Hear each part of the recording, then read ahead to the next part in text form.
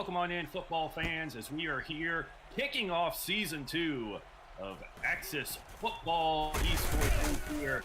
And we have a good one in slate for the first game of the year as the Philadelphia Express are here taking on the Washington Senators. I'm iDesh Gaming, joined in the booth tonight by Josh Circle as Washington is getting ready to start their first drive at the 21. They give it to the fullback up the middle, and he's going to get a good chunk of yardage there, 7 yards on that carry. Yeah, it's always nice when you get a little fullback action in the game early. And it gets 7 yards, that's even sweeter.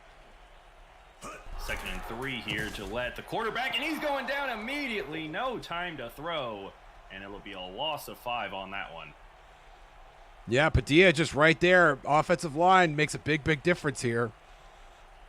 3rd and 8 now, Gillette back to throw, throwing quickly for Collins. Comes back to the ball, but he's not going to have near enough for the first. It'll bring up 4th down now for Washington. Yeah, and we're going to see that from both teams, iDesh. This is not a very friendly roster for the offensive side, especially the quarterbacks. Punt is away, and it is a beauty all the way down to about the 22. Sandoval will field it and gets out to near the 29-yard line, so that's where Philadelphia will take over for their first drive of the season. 1st and 10 now here. Philadelphia comes out in the I formation. Quarterback Josiah Shakur under center, and it's going to be a reverse here to Mullins, and Washington able to blow that up in the backfield for a loss of 2. And a lot of Axis insiders right now snickering to themselves. The tight end around is one of the worst plays in the playbook, but sometimes it does pop up. Single back set here. Shakur back to throw, has time, looking for his running back, and Davis able to make a nice over-the-shoulder catch there in traffic. Goes out of bounds. It'll be 3rd and 3. And Philly's got themselves in a 3rd and manageable here. We'll see if they can convert this. Shakur back to throw again, throwing quickly into traffic, and it's knocked down, incomplete. So both teams going 3 and out on their first possession. Yeah, the linebacker had inside positioning there on that throw. And defense, I think, carrying the day so far here in Washington tonight. Another good punt here. Fitzgerald set to return it, and he'll get out to about the 23-yard line where Washington will set up, hoping to have more success on their first drive. A couple of good punts so far. You like to see that in defensive struggles. Gillette back to throw on 1st down here, looking down the middle and throws into triple coverage there, but lucky it falls incomplete. A lot of white laundry on that throw. Not sure exactly what Simon Gillette was looking at there. Gillette under center now, play action, and got to get rid of it quick. Throws it to Allison in the flat, tackled down after a gain of about 2. Another 3rd and long here for Washington. And Allison looks like he's going to be out with an injury. Gillette under center here. He'll drop back. No, he's going to hand it off actually to Merrill there. And he'll only get about a yard, actually loses a yard. Spencer in there on the tackle for Philly. And Washington again set to punt. Yeah, Luke Spencer getting a lot of great penetration there as a D lineman. Good punt here. Sandoval set to return it again from about the 23. Has some space and gets out near the 35-yard line. So good starting field position for Philadelphia here. And if you're Philly right now, you just want to get a 1st down. Nobody's really been able to move the chains yet. What are they going to be able to do here on 1st down? Shakur hands off to Davis, and he's only going to get a couple on the weak side run there. 2nd and 8 coming up.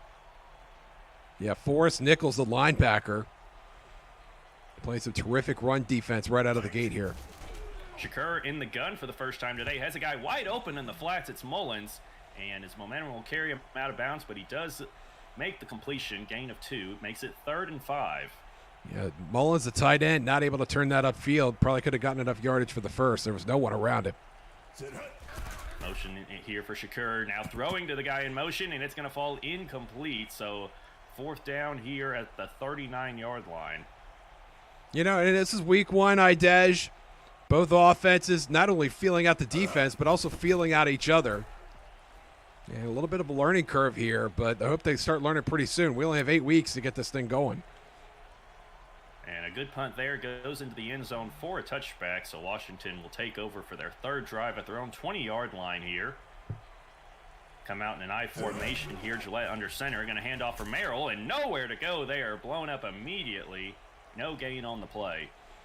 And a lot of times, a big staple of season one, Idej, was that running backs were able to carry the day, not only with the volume of carries, but also breaking tackles. We've seen none of that so far. Gillette looking to throw, now taking off with it, and he's going to get a few yards before taking a big hit there. Gain of 4, and yet another third down here, Josh. Well, Simon Gillette taking matters into his own hands. Knows he's got to get the chains moving and determined to do it himself if he has to.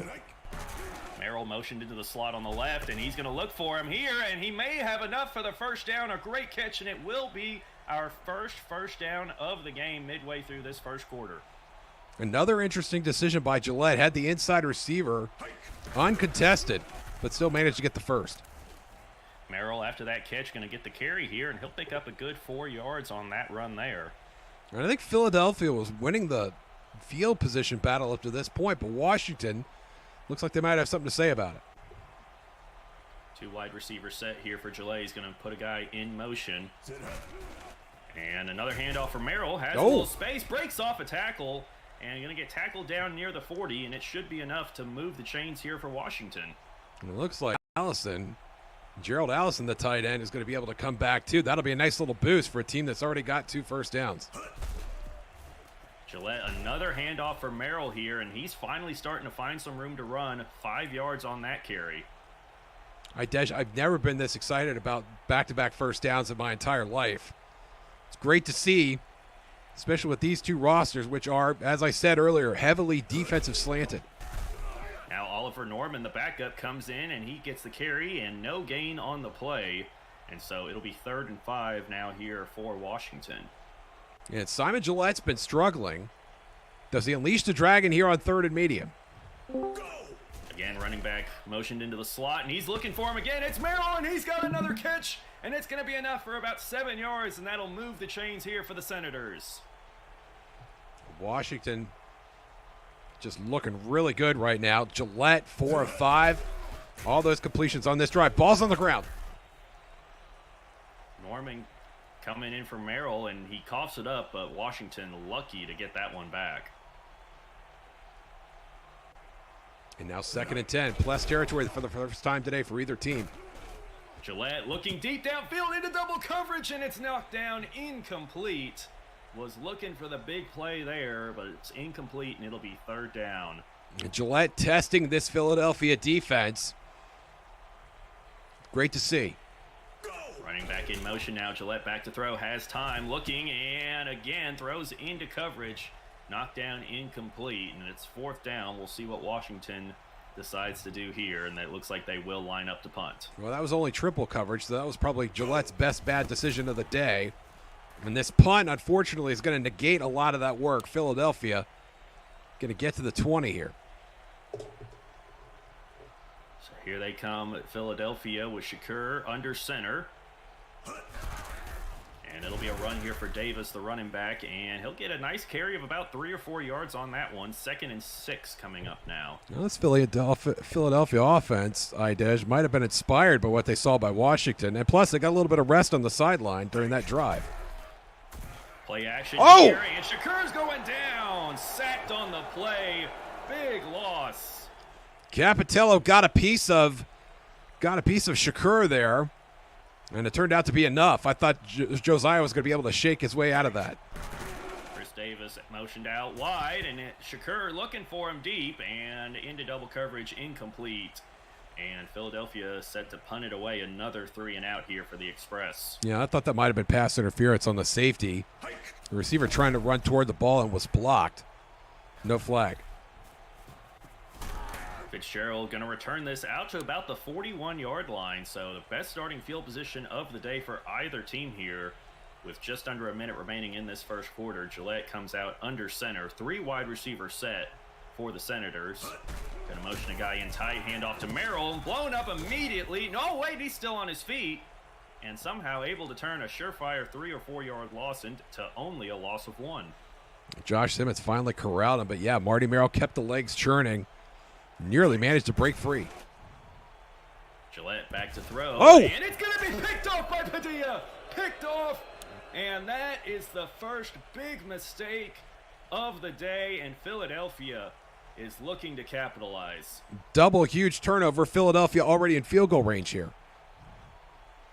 I formation here. Shakur going to bring a guy in motion, and it'll be a handoff for Chris Davis trying to find some room outside, and gets maybe a yard or two on that one. Second down coming up, and that'll be the end of the first quarter here with still a scoreless game in Washington. And if you're Philadelphia here, Idash, you probably don't want to take too many chances. You're looking at a sure 3 points if you could just hang on to the ball.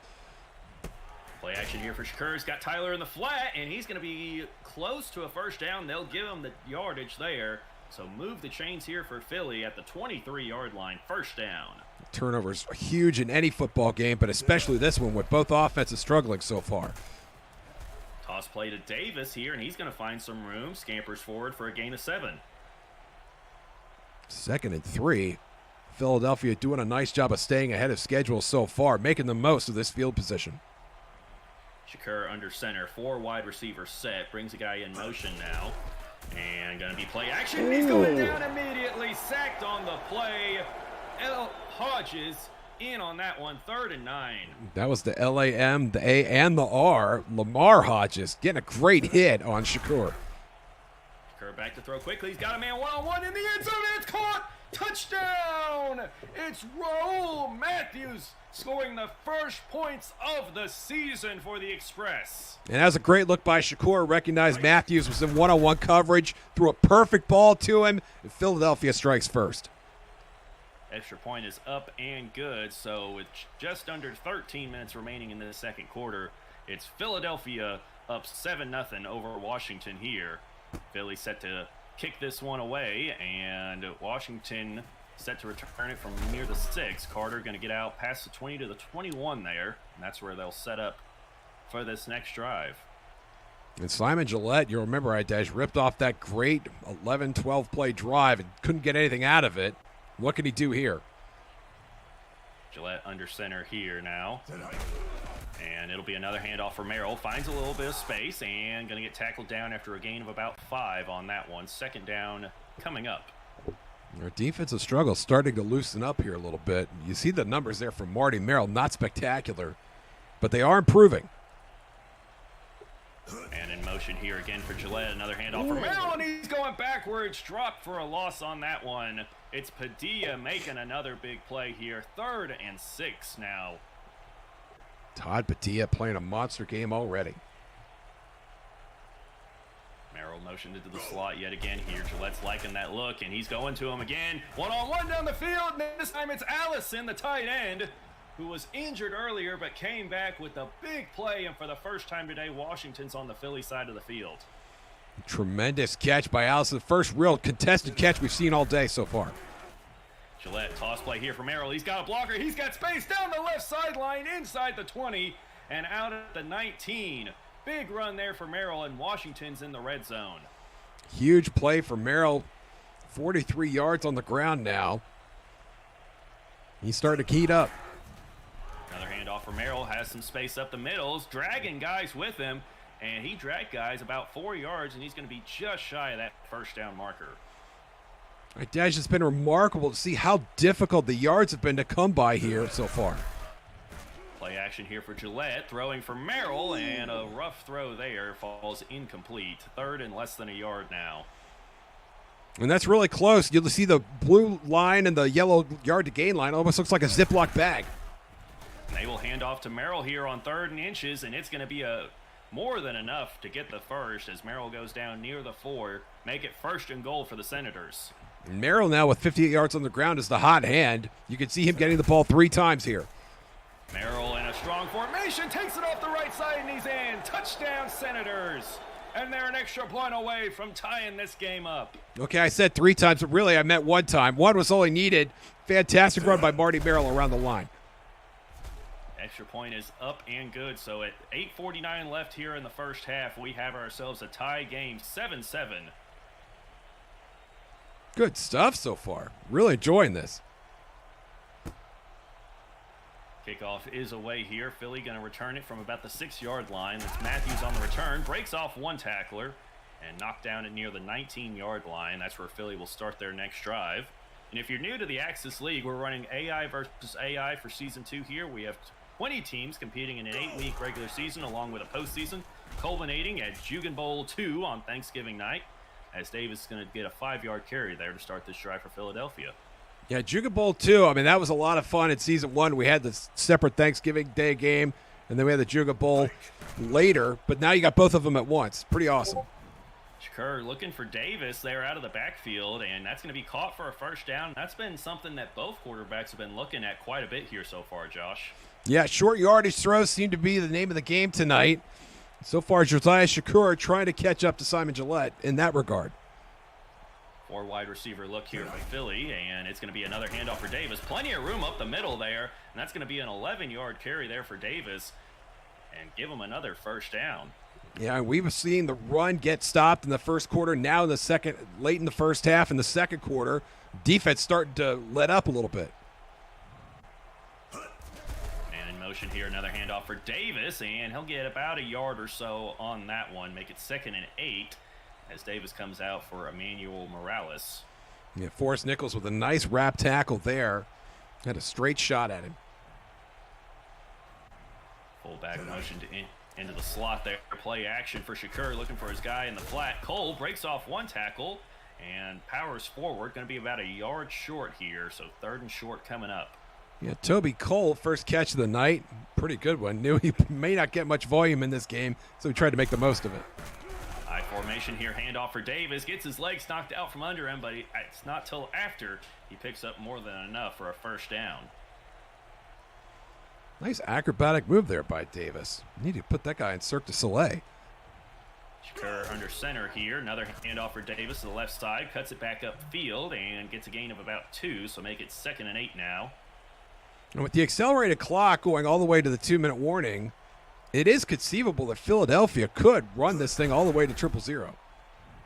Shakur, plenty of time back there. He's got a man. Or it's Cole. Beat him over the top, and he's in yet again. Touchdown, Philadelphia. Or Shakur could just chuck one to the end zone and have Toby Cole run right under it and get a quick score. Extra point is up and good, and so Philadelphia has taken the lead once again. Just under 4 minutes remaining here before halftime.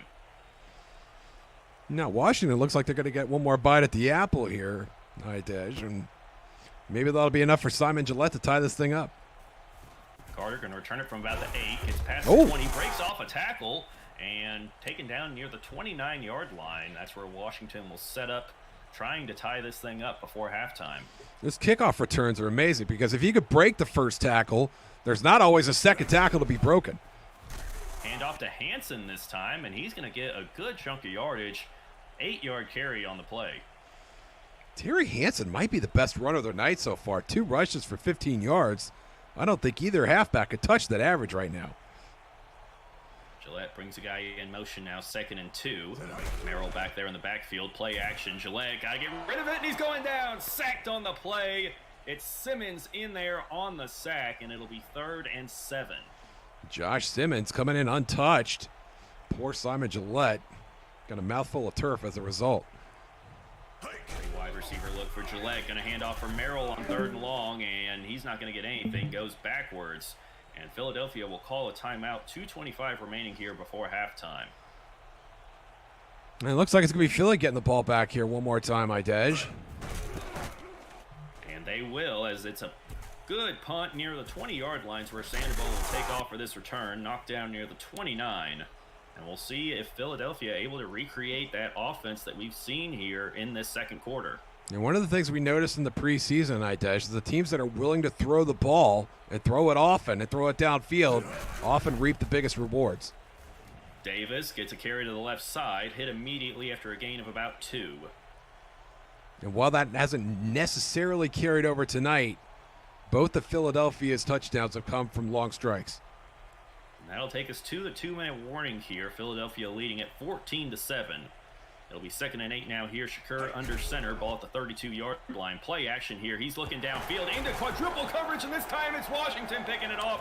It's Fitzgerald coming down with it at midfield, and Washington takes over. And Garrett Fitzgerald, probably the speediest guy in that Washington secondary, was probably lucky for Philly that he was around so many people and couldn't break that one loose. Gillette back to throw, has time, looking for his guy on the out route there. It's Hansen, catches it, gets his foot in bounds, and goes out after a gain of 4. That'll stop the clock with 1:50 remaining. Terry Hansen's got to be the most versatile fullback I've seen in this game, probably ever. Gillette back to throw now, under pressure, and he's going down yet again. Another sack for this Philadelphia defense as they call timeout. 3rd and 15 coming up for the Senators. Kerry Bryant with that sack. I think Josh Simmons had a sack. Todd Padilla with the interception. Philly linebacking core is looking stout tonight. High formation here. Gillette toss play to Merrill, looking for space to the outside, not going to find much. Tackled down near the 50, gain of 4. As Philadelphia calls their final timeout with 1:36 remaining here before halftime. Washington set to punt. Oh, that's a good one. Very good punt. Going to pin him inside the 10, actually right at the 10. But 1:32, so that entire Washington drive takes less than 30 seconds off the clock. But Philadelphia now with no timeouts. Shakur under center here, drops back to throw from the 10, has plenty of time, looking downfield. Oh, wow. It's Matthews again. He's beat the defense. He's not going to be caught. He'll take it all the way. 2nd touchdown of the first half for Raul Matthews, and Philadelphia has increased the lead. Ooh, Matthews going long for the 2nd time in this half, already over the century mark in receiving yards. A 90-yard catch and run there for Raul Matthews puts Philadelphia ahead 21-7 with 1:19 remaining before half. And if you're Washington here, Josh, you've got to get points here before half. Yeah, you really have an opportunity to take some chances here, especially if Carter can get this out with decent yardage. You got to be feeling burned by your defense, though. If you're Washington, one play, got him backed up to the 10. You think you got a shot to run this thing out? I mean, one play, they go 90 yards. Gillette back to throw, has time. I'm looking on the corner route here, and it's Ward caught, and he is inbounds. They'll give him the catch, 1st down at the 47-yard line. It's a great catch by Jay Ward. Gillette put it where either his guy was going to get it or nobody was going to get it. High formation here. Gillette under center, drops back, looking for his guy in the flat. It's Merrill out of the backfield, going to get 10 yards, and it'll be a 1st down, but tackled inbounds. The clock continues to run. Pretty good looking drive by Simon Gillette so far. The clock not an issue just yet. Washington still has all 3 timeouts here. 3 wide receiver look. Gillette back to throw and pressured immediately, and he's going down, sacked on the play. Washington calls timeout with 39 seconds left. Yeah, now it might be something of an issue. Spencer Perkins coming up with a big sack there and pushing that DC offense back. Ball at the 50 now, 2nd and 17. Gillette back to throw, has time, looking for Merrill out of the backfield, has him, and it'll be caught. 3rd and 11 coming up. Clock stops at 35 seconds as Merrill gets out of bounds. You might want to take a shot at the end zone here, unless you're thinking about going for it on 4th down anyway. No! Picked off by Harrison. Underthrown on the corner route, and a huge turnover there.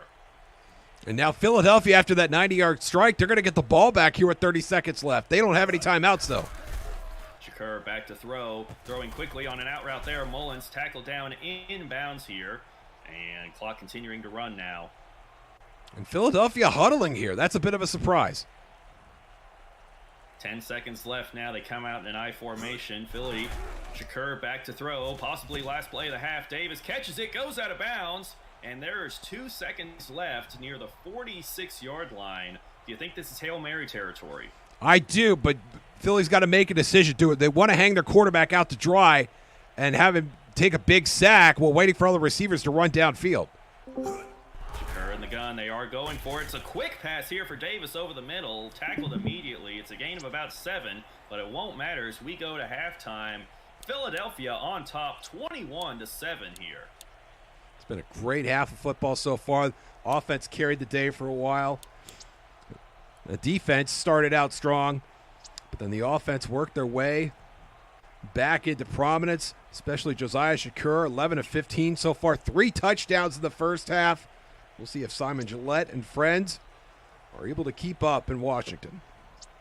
Yeah, and Raul Matthews, too. 2 catches, 112 yards, 2 touchdowns. Those are Randy Moss-type numbers there. Very impressive game so far. It's been a lot to enjoy. We had some good defense, good offense, and one very good punt, if you're a big fan of punts. And Philadelphia will get the ball to start the second half, so a chance to increase their lead. Matthews takes it from about the 3, gets out to near the 15. Would you say you're a big fan of punts, Idesh?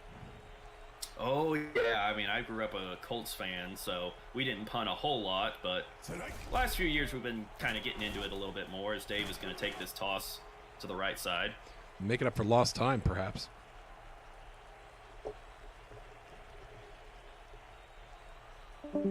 Shakur comes out under center. 3 wide receivers to the right side of the field here. He'll drop to throw, has time. Washington only rushes 3 again, looking for Davis, but this time it's knocked down, incomplete. Good coverage from Washington.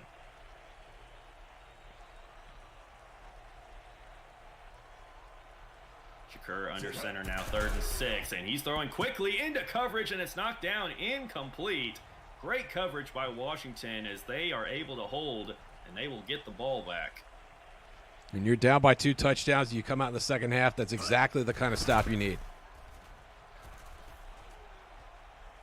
Fitzgerald set to return from about the 28, gets out to about the 37-yard line there before he's tackled down.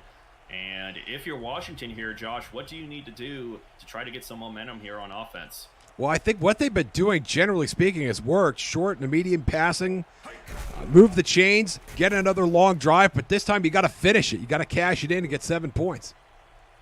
And that's a good way to start it right there. Another 7-yard carry for Merrill. He's been the majority of the Senators' offense today. 71 yards on the ground, 30 yards receiving so far here today.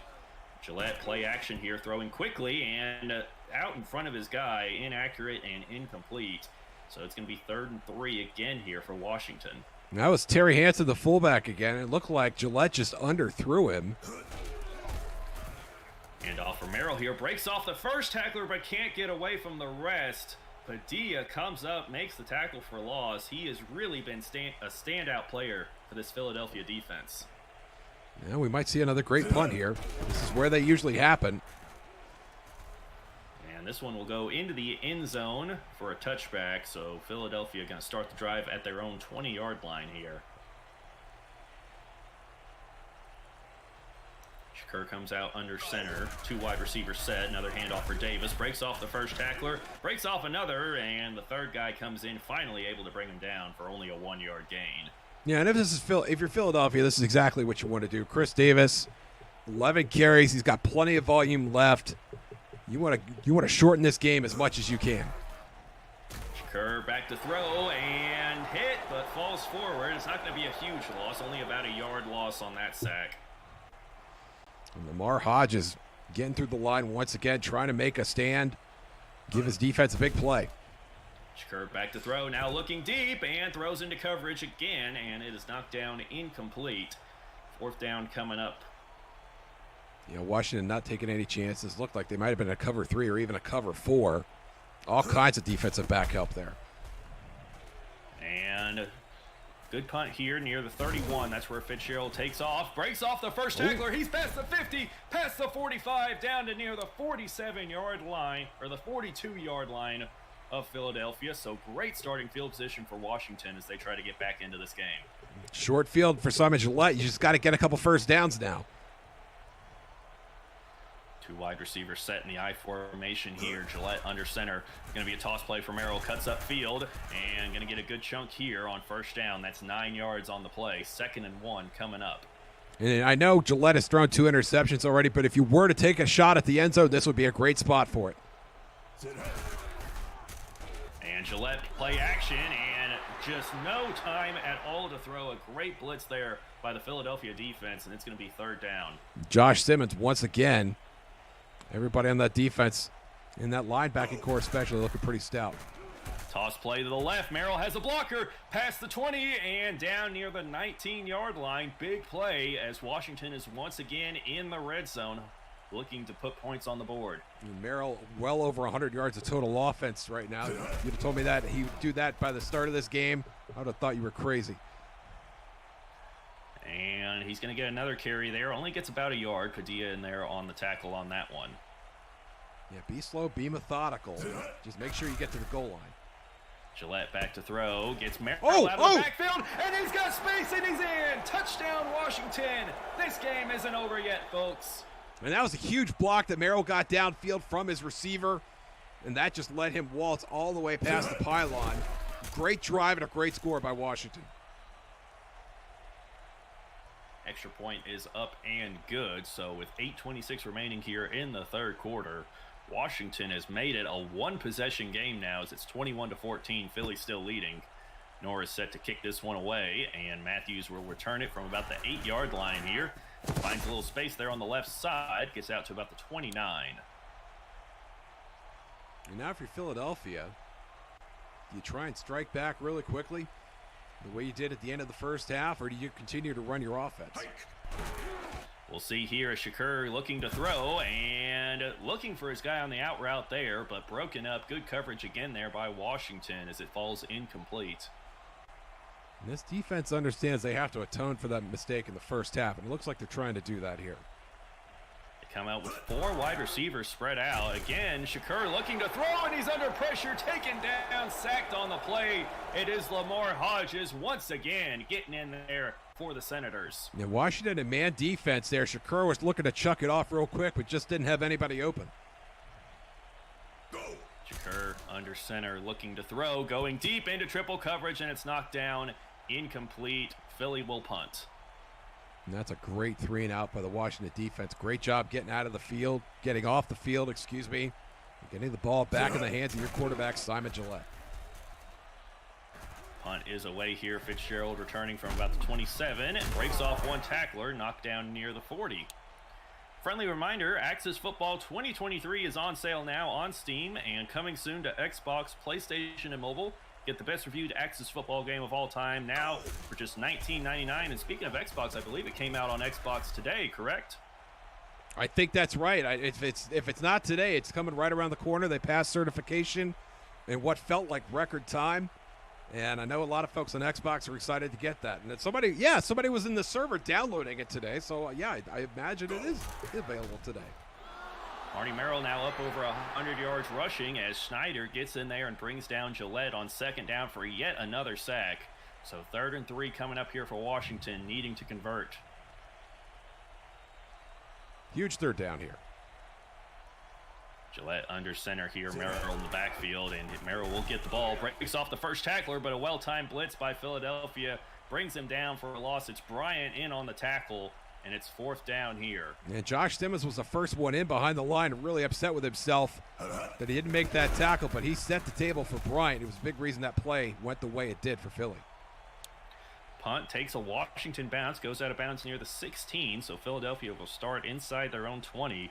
And they really haven't had much offense here in the second half.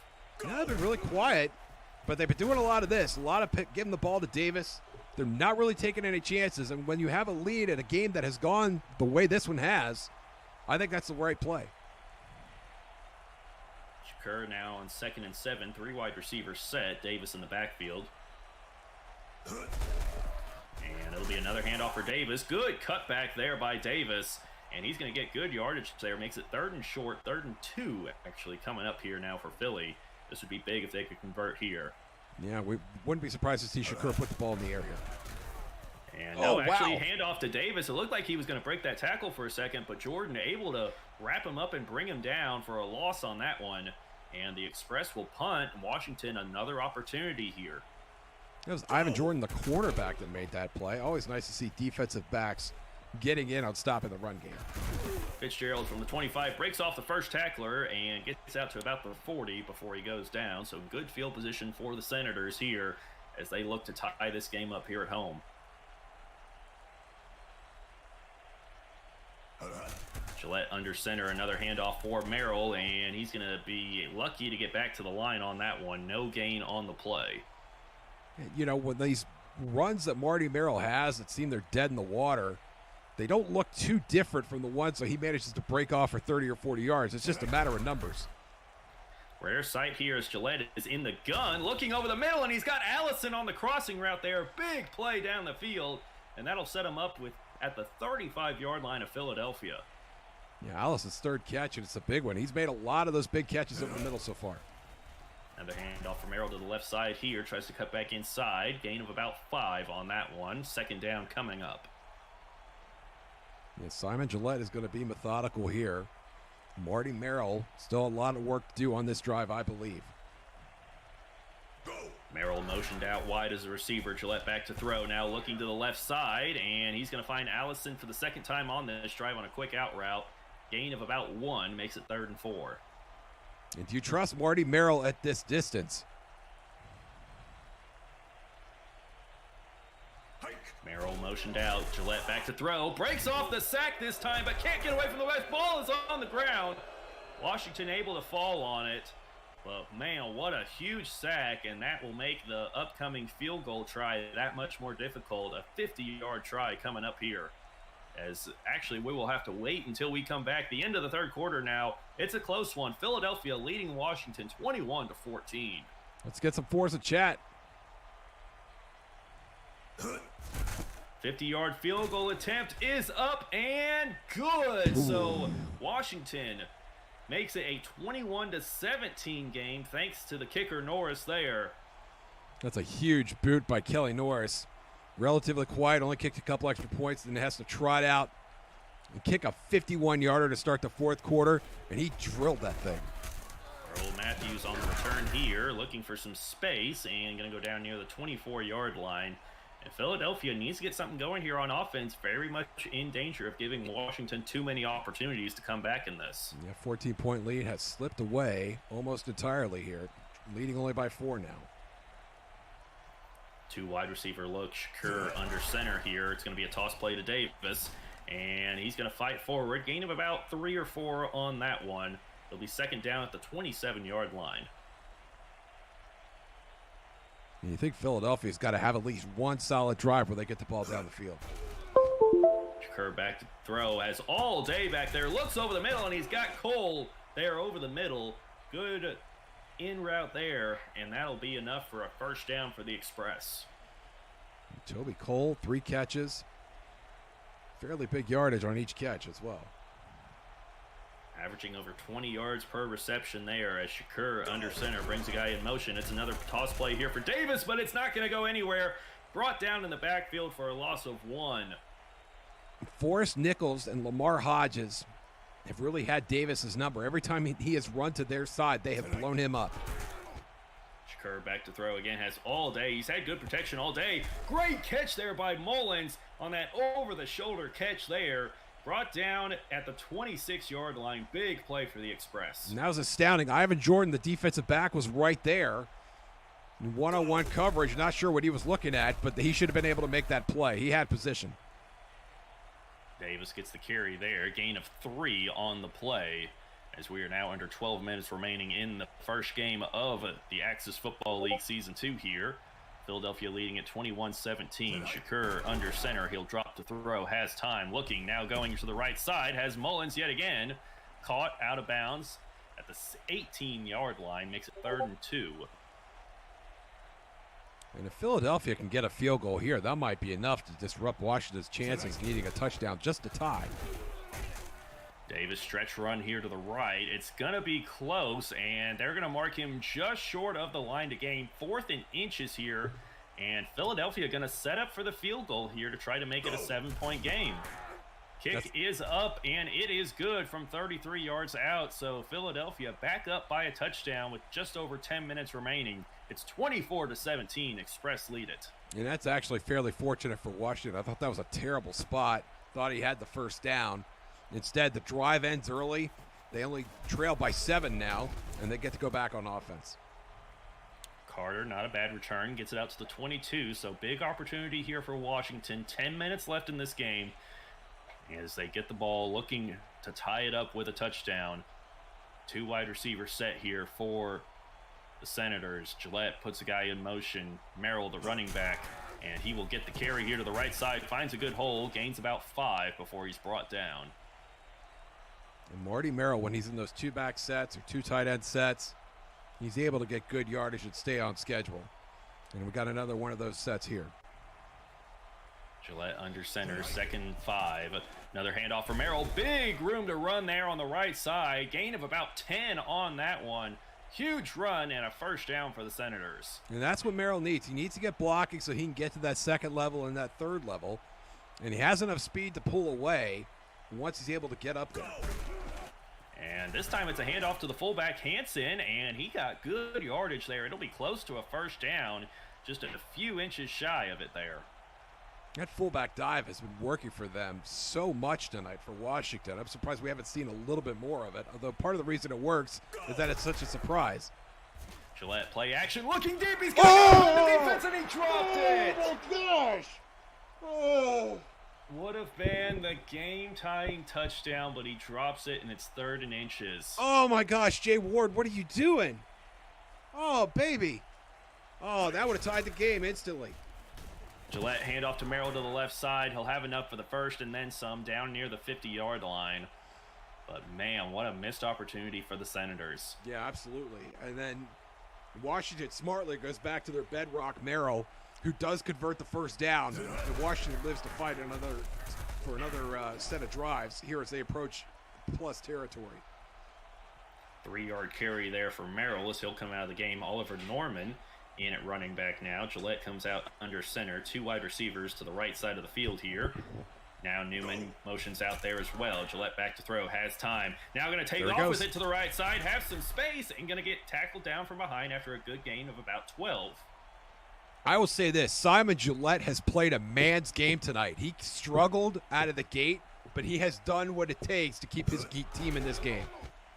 Now he's back to throw, going to swing pass there for Merrill, who catches it and goes out of bounds. Would have been better off just dropping that one, as it's going to be a loss of 6.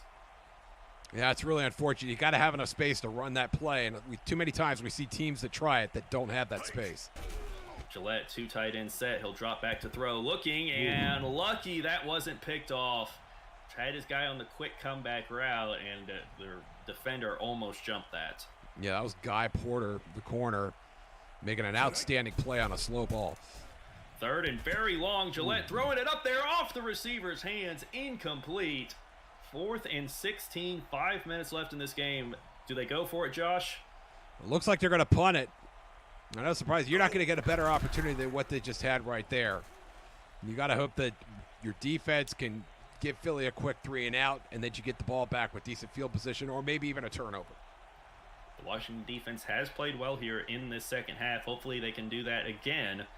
Shakur under center here. Brings a guy in motion. 2 wide receiver set. Handoff for Davis to the left side. Davis hurdles the guy and tackled down after a gain of 5. Yeah, Davis, he's ready to close this game out. Fired up. Jumping over fools. Just as long as he hangs on to the football. Shakur motions his fullback out to the right side. Play action here and breaks up. No, he goes down. I thought he was going to keep his balance, but instead it's going to be Forrest Nichols with a sack. And that is a huge sack. I'm not sure what Chris Davis was doing. The play action, it was supposed to be a pass pro.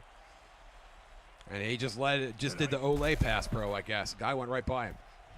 Shakur, quick throw on 3rd down, and it's going to fall incomplete, and that'll actually stop the clock with 3:33 remaining. 4th and 9. Washington will get the ball back here. Well, the defense did their job there. They got a 3 and out. They got the ball back for their quarterback. And now it's up to the offense. Here's Fitzgerald fielding the punt. Gets to the 35 and taken down near the 37. So good field position for Washington. Plenty of time with all 3 timeouts.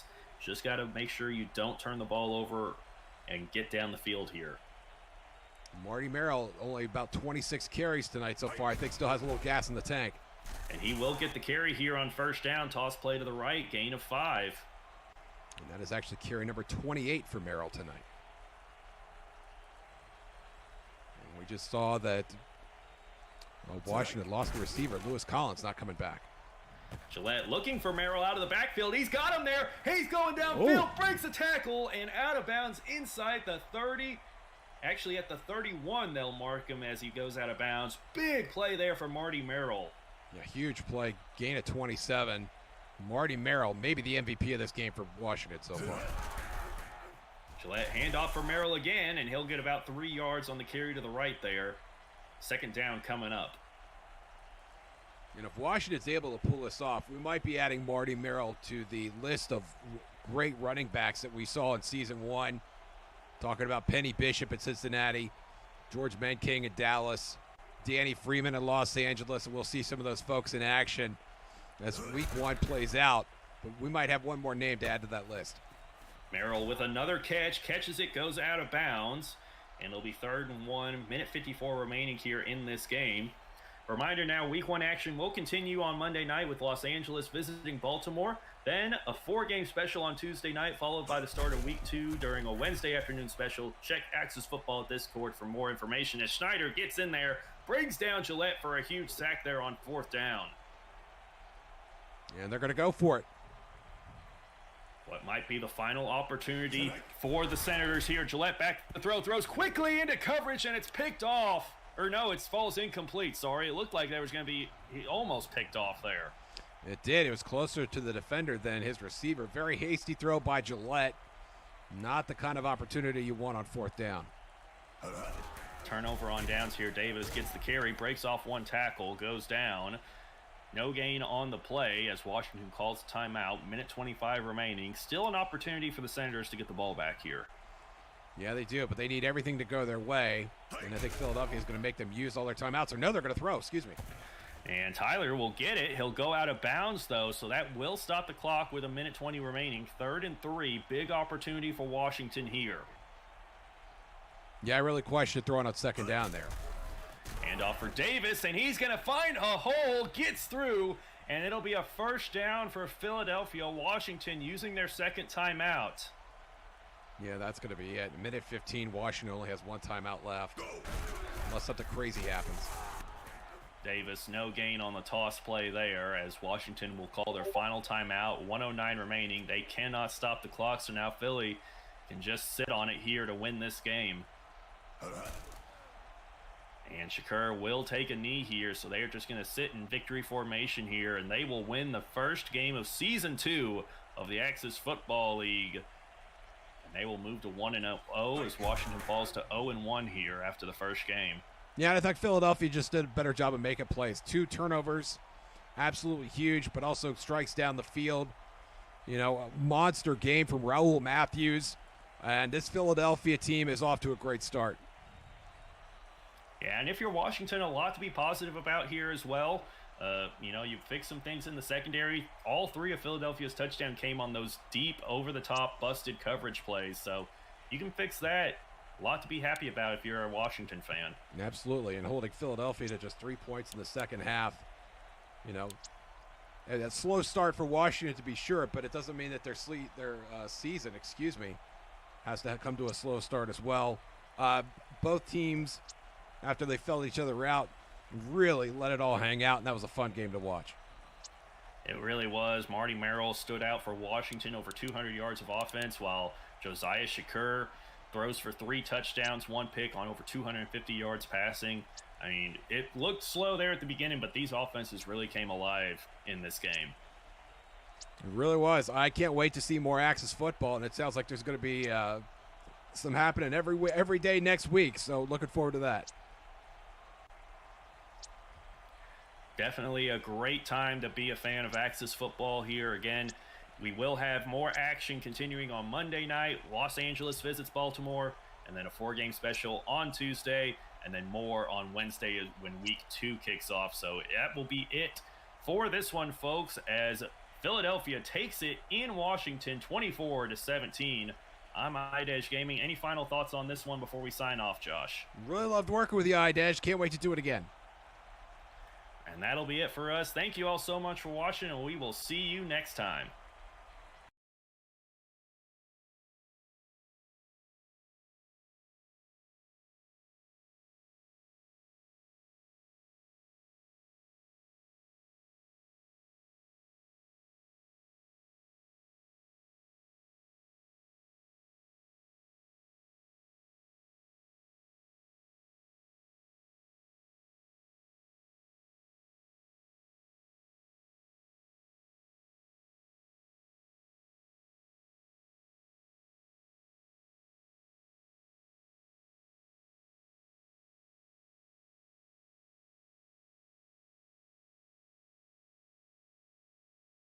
Razorbacks and the Kansas City Wranglers here on Axis Football 2023. Great opening week action here, and I'm joined by my partner, Josh Circle. Josh, how you feel about this game? I'm real excited about this game, John Jake. A couple of teams that we did not see in Season 1 of the Esports League. A couple of teams looking to make an impression right here. Let's see how they do. Yeah, we are going to see for sure, as it does appear that Kansas City will start with the football, and they will go out first and 10. Shane Hamilton's going to drop under center. He's got great protection. Jumps out to the outside. Oh, wow. Gets it out to Olsen down the sideline. And he's going to be brought down at about midfield. Huge play for the Kansas City. It looked like the defender kept him in, and then Olsen bounced off of him and then ran for another 20 yards. I'm sure Olsen's not going to complain. It's going to make some fantasy owners very happy, as now Olsen once again getting a carry up the middle. Craig Olsen getting involved early. We will see some outstanding running back play. We saw some earlier with Marty Merrill. Oh, for sure. As Hamilton, he's going to go deep. He's got a man, and it's going to be caught. Wheeler with the catch, as Billy Wheeler now gets the Wranglers in the red zone for the very first time. Great throw, not great coverage by Atlanta. Hamilton put it right on the money. Hamilton absolutely having a great time as Olsen gets the carry. This time, we got some solid defense by Atlanta, only a 2-yard gain. Yeah, still very early here, but Atlanta doesn't want to give up an opening drive score. If they can hold them to 3 points here, that'd be great. That would be huge indeed, as Hamilton, all the time in the world to throw it, but it's going to be incomplete. 3rd and long upcoming for the Kansas City Wranglers. Good zone defense by Atlanta. Made Hamilton think, can they make him do it one more time? One more time, 3rd and long. Dropping back, it's Hamilton throwing short, and it's going to be underthrown. And it does appear that Kansas City, they might be bringing out that field goal unit. We'll see if they can at least tack on a few extra points. Yeah, that's a huge win for Atlanta after that long catch by Billy Wheeler. Giving up only 3 points on the opening drive, taking points off the board with that stop. Especially being shell-shocked early in the game, but Rugalio Nash is going to at least get the early field goal. And now we're going to see Atlanta with the football for the very first time, as Chandler's going to take it out, gets to about the 20-yard line right before being drilled by Jason Aguilar. Rob Jones, the quarterback for Atlanta, going to start in shotgun here, John Jake. Might see some fireworks early. Oh, I would certainly enjoy some fireworks. As Rod Jones, he's going to run with it here and picks up a good set of yards before getting lit up like a Christmas tree. Nice pass coverage by Kansas City. Had all the receivers covered, but they did not expect Jones to run it right out of the gate, and he did for 11 yards. Rob Jones, speaking of which, going in the pistol. He sends a man out in motion. We got a 2-wide set here as Terrell is going to take the carry, but Kansas City is all over that, and that is going to be a TFL. Herbert Keller coming up with a big stop there. Kansas City, if they can get penetration on this Atlanta front, it's going to be bad news for the Razorbacks. As Rob Jones looking to throw on 2nd and 11, but is that intercepted? Yes, it is. It is Jason Aguilar with the first turnover here on this Thursday night action. Yeah, Aguilar's a nickelback, but played great man coverage there. Came up with the first turnover of the game.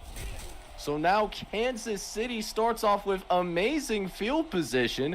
We'll see if they go ahead and capitalize off of the turnover here in the first quarter. Right now it's all Kansas City so far. They look sharp. Yes, sir. Shane Hamilton, speaking of which, trying to take a shot of his own. And actually, we will see Stuart Walton come down with it. 1st and goal for the Kansas City Wranglers. Great catch by Walton in double coverage. Hamilton put the ball right where it needed to be. As Olsen looking to finish the drive, but cuts it back inside. And as of right now, Atlanta's going to hold up. Charles Lipscomb II gets the tackle. Hamilton underthrew that receiver on 3rd down. Remember, John Jake, do they give it to Olsen again? They will give it to him a second time, and this time they will not be denied. Touchdown, Kansas City. Craig Olsen and some points on the board. Well, we were talking earlier before the game started how we didn't want a blowout. Kansas City seems to be throwing a monkey wrench in that plan. We do have a missed extra point, so Kansas City, they do get the touchdown, but it's still going to be a 9-0 game. Atlanta's still up by two, or Atlanta's still trailing by 2 scores. I'd like to see him Still accomplish trailing something here by- offensively. Still trailing by 2 scores as we'll see Atlanta's second possession of the ball game. We'll see if Rob Jones can do a better job of taking care of the football. Is now 1st and 10. We got Terrell on the outside. Looks like a toss play to the left, and Jackson Terrell is going to pick up a gain of 7. Premium play action stuff right here on the 2nd and short. And Jones staying in the shotgun again. Staying in that shotgun, 2nd and short. Jones facing some pressure, though. Gets away from the first defender, but is going to be wrapped up and finished off by Alfonso Campbell. Kansas City bringing the blitz that time, and they got home. Rob Jones nowhere to go.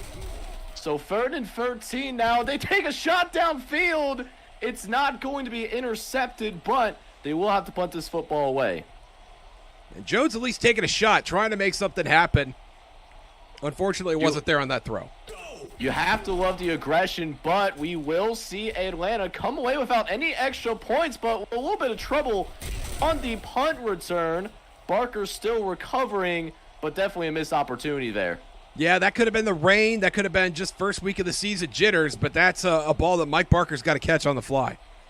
Absolutely. So instead, on the 20-yard line, so nice job flipping the field, and a long field for Kansas City here on their 3rd possession. They got to be feeling pretty good, though. Being up 9-0, not even out of the first quarter yet. No reason to push the gas pedal too far here.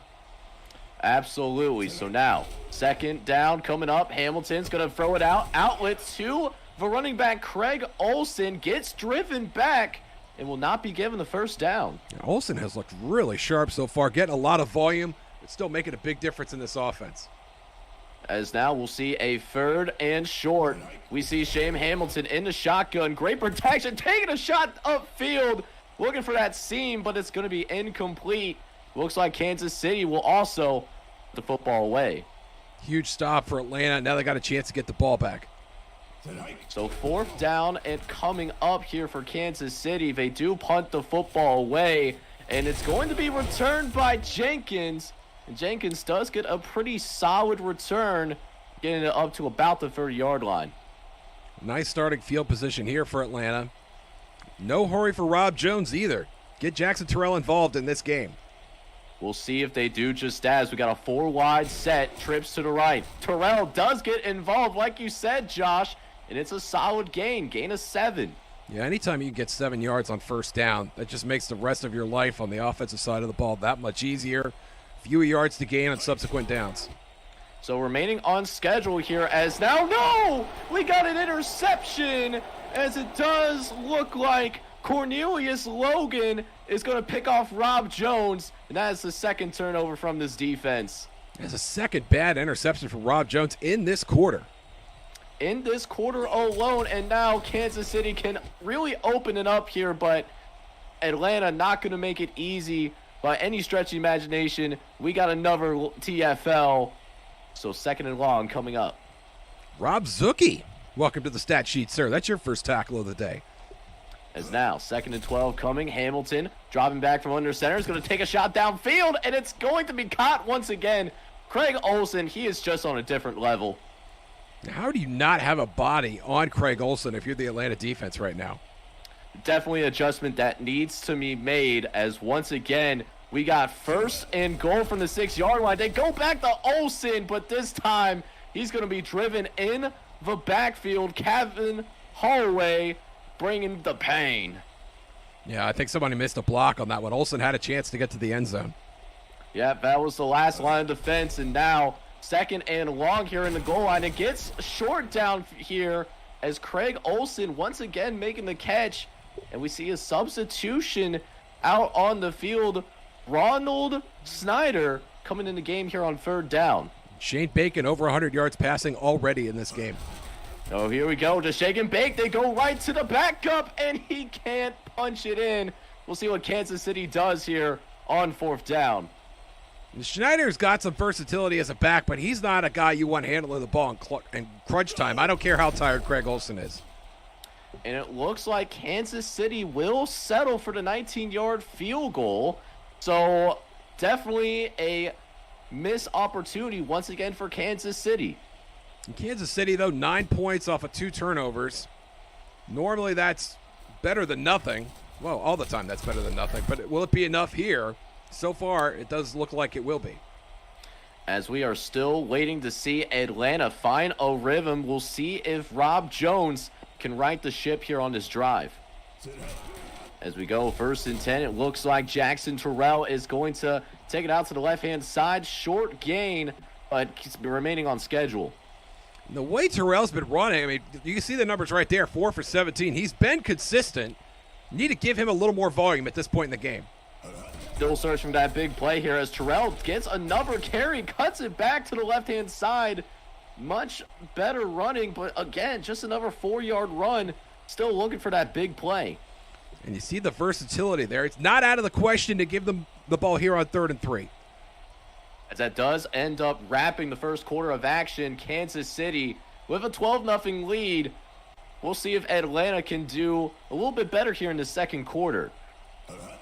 As now, 3rd and short coming up, Rob Jones gets it out, but it's intercepted again. Campbell, he's going to take it to the house, and he is gone like a girl in a country song. Touchdown, Kansas City.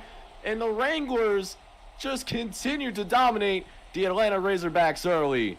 2 interceptions for Rob Jones in the first quarter, and on the first play of the second quarter, a pick 6 from Alfonso Campbell. So that is going to make it 19-0 after the extra point. Josh, I might have jinxed us a little bit talking about that we did not want to see a blowout before these games were starting up. And we might be on the path for one. We'll see if Atlanta can right the ship, but it's not looking good right now. Well, we still have a lot of ball game left, and I think Atlanta still looks very jittery on the offensive side of the ball. Obviously, Rob Jones with his 3 interceptions. They need to just settle down. They're only trailing by 3 scores at this point. It sounds ridiculous to say, but it's true. As they will go away from Rob Jones to try to get Jackson Terrell more involved, but only a short rush, only 1 yard there. Jackson 6 for 21 so far. So that makes it 2nd and 9 here as we'll force Rob Jones to pass this football. He does get great protection, and he finds an open receiver downfield. It's Walden Bryant, and it does make it a much more manageable 3rd down. And Bryant trying to find his footing here on this wet turf as he caught the ball. Could not get over the line to gain. As now Jackson Terrell looking for the 1st down, but can't get it. It's not a turnover, but it will force a 3 and out. Yeah, Terrell missed the hole. Had a chance to get the line to gain. Got stuck in the pile. Couldn't get his way out. So Atlanta having to punt this football away, and Kansas City doing a better job of returning this football to get it across the 25-yard line for another Kansas City possession. And if you're Kansas City right now, all you've got to do is just stay on schedule. Get 3-4 yards a pop. You don't have to do anything flashy. Just keep the ball out of Atlanta's hands. Although this might have a little bit of flash to it, as Craig Olsen, once again, what is there to say, having a great game so far. Yeah, 9 rushes, already has a touchdown. You can see very close to 80 yards of total offense. Speaking of which, they go to Craig Olsen once again, takes it down the sideline, able to get those 10 toes down, and it's a 1st down for Kansas City. What we've seen so far, counting the preseason and week 1, John Jake, is that teams that put the ball in the air successfully and teams that lean on the running backs the most seem to have the most success. And we are certainly seeing that right here as Craig Olsen's number getting called once again, another 7-yard rush. Exactly what Kansas City needs to do. Just hold on to the ball, stay on schedule. Staying on schedule as Craig Olsen takes the carry, but it looks like he is going to be held just short of the marker. What do you think they're going to do here on this 3rd and short? You think it's another Olsen? I think Craig Olsen at a 2-back set is a sure thing here on 3rd and 1. It looks like we got a different running back involved. It's Grant Barton. A little bit of trickery there. Everyone focused on Craig Olsen. Yeah, Barton on the fullback dive. Incredibly effective there in short yardage. So that leads to 1st and 10 from the 45-yard line. And now Craig Olsen gets another carry, gets to the outside, And some good running from this tailback, another 6-yard rush. Great running from Olsen. A great block from Grant Barton there after handling the ball just a play ago and helped get Olsen a few extra yards. So we'll see if the play action comes here on this 2nd and 4, and they actually do pass it. Hamilton with some time, throwing towards the end zone. It's caught. Touchdown, Kansas City. Billy Wheeler on the other end, and it is now looking rough. Potentially 26-0, depending on how this extra point goes, and the PAT is good. Yeah, 26-0 now. At least we still had some drama with the extra point, right, John Jake? Rogelio Nash doing all he can to make this game ever more interesting.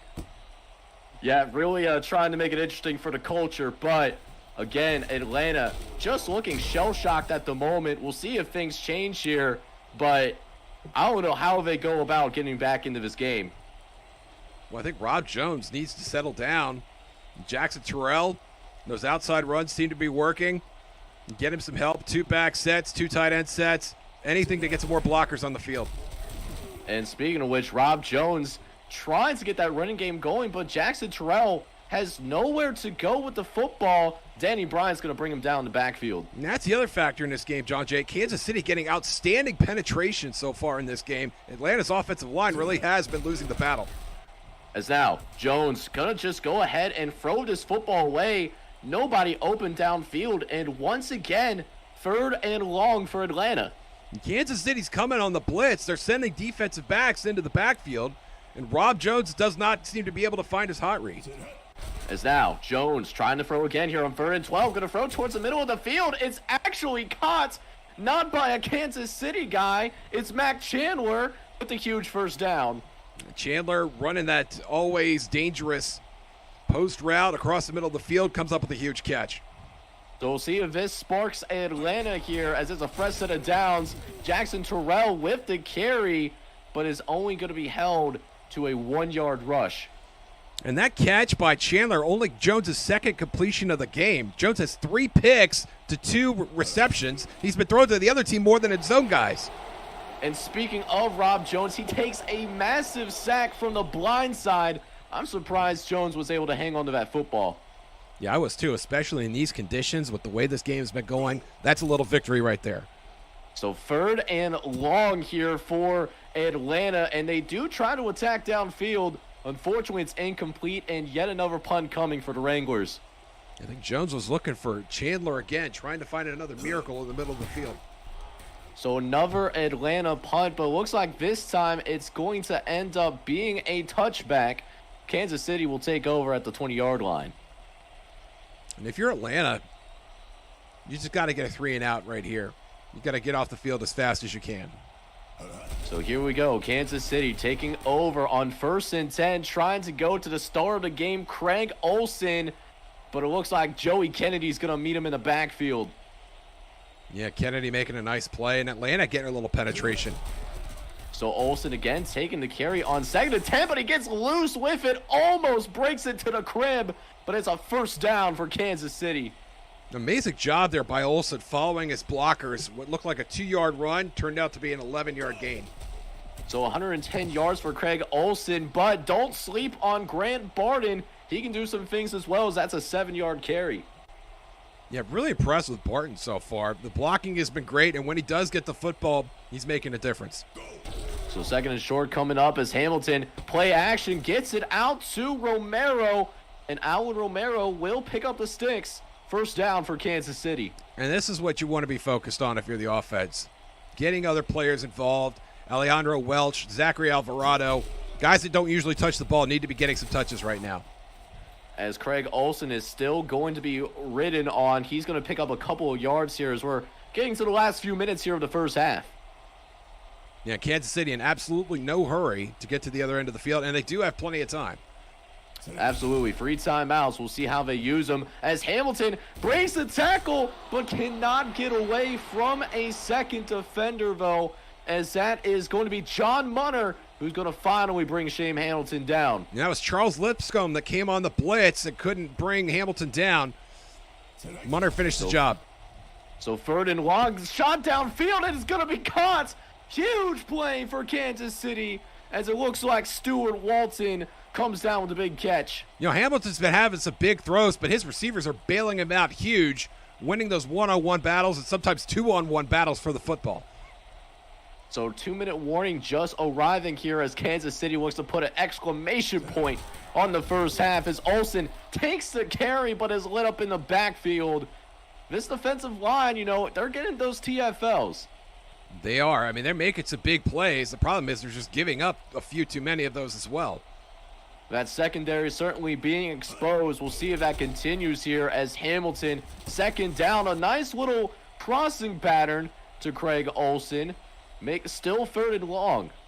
Yeah, and the clock continues to run. Now you have to start thinking about the clock. Just over a minute left. Get your first down here, and then start focusing on the end of the half. As we got 3 timeouts still remaining, but a nice throw over the middle by Shane Hamilton. That's a first down, but that clock's still running. Yeah, and Hamilton found the matchup. Lipscomb, a linebacker covering the wide receiver. Kansas City's going to win that every time. As Hamilton looking to finish the drive, man in the back of the end zone, but thrown too late. It's going to be an incompletion, but does stop the clock. 54 seconds left, plenty of time. You got a chance to run it once, maybe twice more. As now, 2nd and 10 coming up. We'll see they go back to Craig Olsen. He's been having a special day here in the first half. Hamilton dropping back from under center. He's got some time. Gets it out to Wheeler. Does he get into the end zone? Not necessarily. Not even a first down either. Needs 2 inches here. Clock running. Craig Olsen. This is what he was made for, but he's running outside. He's going to be a wideout now. As Hamilton is actually going to throw it, and it's going to be caught. Grant Barton finding the end zone. Touchdown, Kansas City. Absolutely remarkable. The fullback, Grant Barton, running a route there with Olsen out in the slot, and he comes up with the big catch. And I'm sure those that follow Not the Expert are going to love that the fullback is going to be involved. 33-0 now here for Kansas City.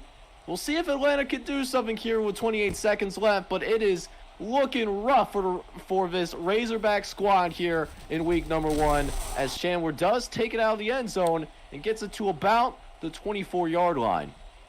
Yeah, this is stunning. This is not something you'd expect to see. The way this league is set up, both teams have identical rosters, the same 53 players. We shouldn't be seeing 33-0 at the half. Yeah, it just comes down to the execution of Kansas City here as Rob Jones celebrating a first down.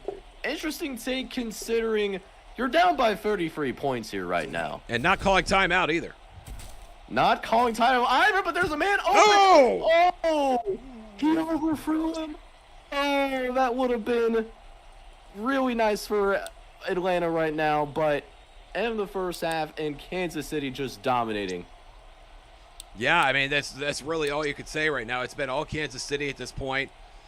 Shane Hamilton has looked outstanding. Grant Barton and Craig Olsen. Olsen has done most of the work in the backfield, but Barton has been surprisingly nimble, surprisingly versatile with a touchdown catch of his own. It's been a great, great day for Kansas City. If you would have told them at the beginning of the day that they'd be up 33-0 at the half in their first game this season, I'm sure they would have taken that in a heartbeat. Now, if you're Atlanta, you continue to see Rob Jones struggle here. Do you go ahead and put in the backup quarterback? I think you have to consider that at this point. It is very, very early in the season. You only have 8 games to make a difference. The playoff format is a little bit forgiving, but at the same time, every win is still very huge in this league. And that, of course, goes to show that every single game matters. So we'll see what kind of adjustments that Atlanta makes here in the second half as they do start with the football. It looks like So Rob here Jones we are, will come first and 10. We got, looks like Terrell trying to get more involved in the offense, and it will be just a 4-yard gain. And first downs have to be the name of the game. You can't find the end zone, but at least get it to the sticks. Get a sustained drive going. Keep your defense off the field for a little bit. So Rob Jones trying to do just that, but he wants to take a shot, and it's incomplete again. 3rd and 6 coming up. That was Burt Butler, the tight end on the seam route. The only problem was he was triple covered. Nowhere near making a catch on that ball. So they'll go to Terrell here on this 3rd down, and just no chance to make anything happen here, and it's yet another punt for Atlanta. Yeah, Ted Weber, defensive tackle coming up huge there. You know, if there was a sort of a back to the drawing board game, John Jake, this would be one for Atlanta. Yeah, this is just the type of game right now where you wish you could shut the game off and hit the hard reboot. A little rage quitting.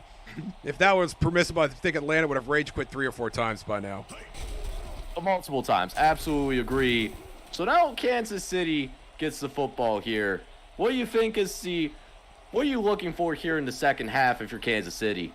Well, I think you want to manage Craig Olsen, already 17 rushes in just over a half. I'd like to see him get some other players involved, especially Romero and some of the other wideouts and tight ends as well. Yeah, and honestly, also, if you're Kansas City, if they keep this up, definitely have to consider getting the backups in. You know, get them some valuable play experience because you're going to need those reserve players as the season drags on. So 3rd and 4, speaking of which, Craig Olsen gets the carry. So we have 2 possessions here in the second half, and we're seeing 2 freed outs, it looks like.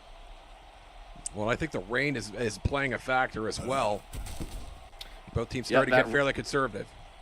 Yeah, that rain is playing a factor for Atlanta, but not so much Kansas City in this game. But we'll see if things change for the Razorbacks here as they have yet another possession.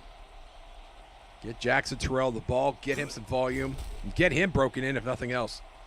And Rob Jones, he's actually going to take a shot instead. Had him open initially, but great recovery there to force the incompletion.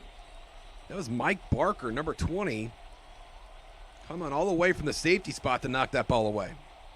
So 2nd and 10 coming here for Atlanta. They go to Jackson Terrell here, and Jackson Terrell gets a nice rush there.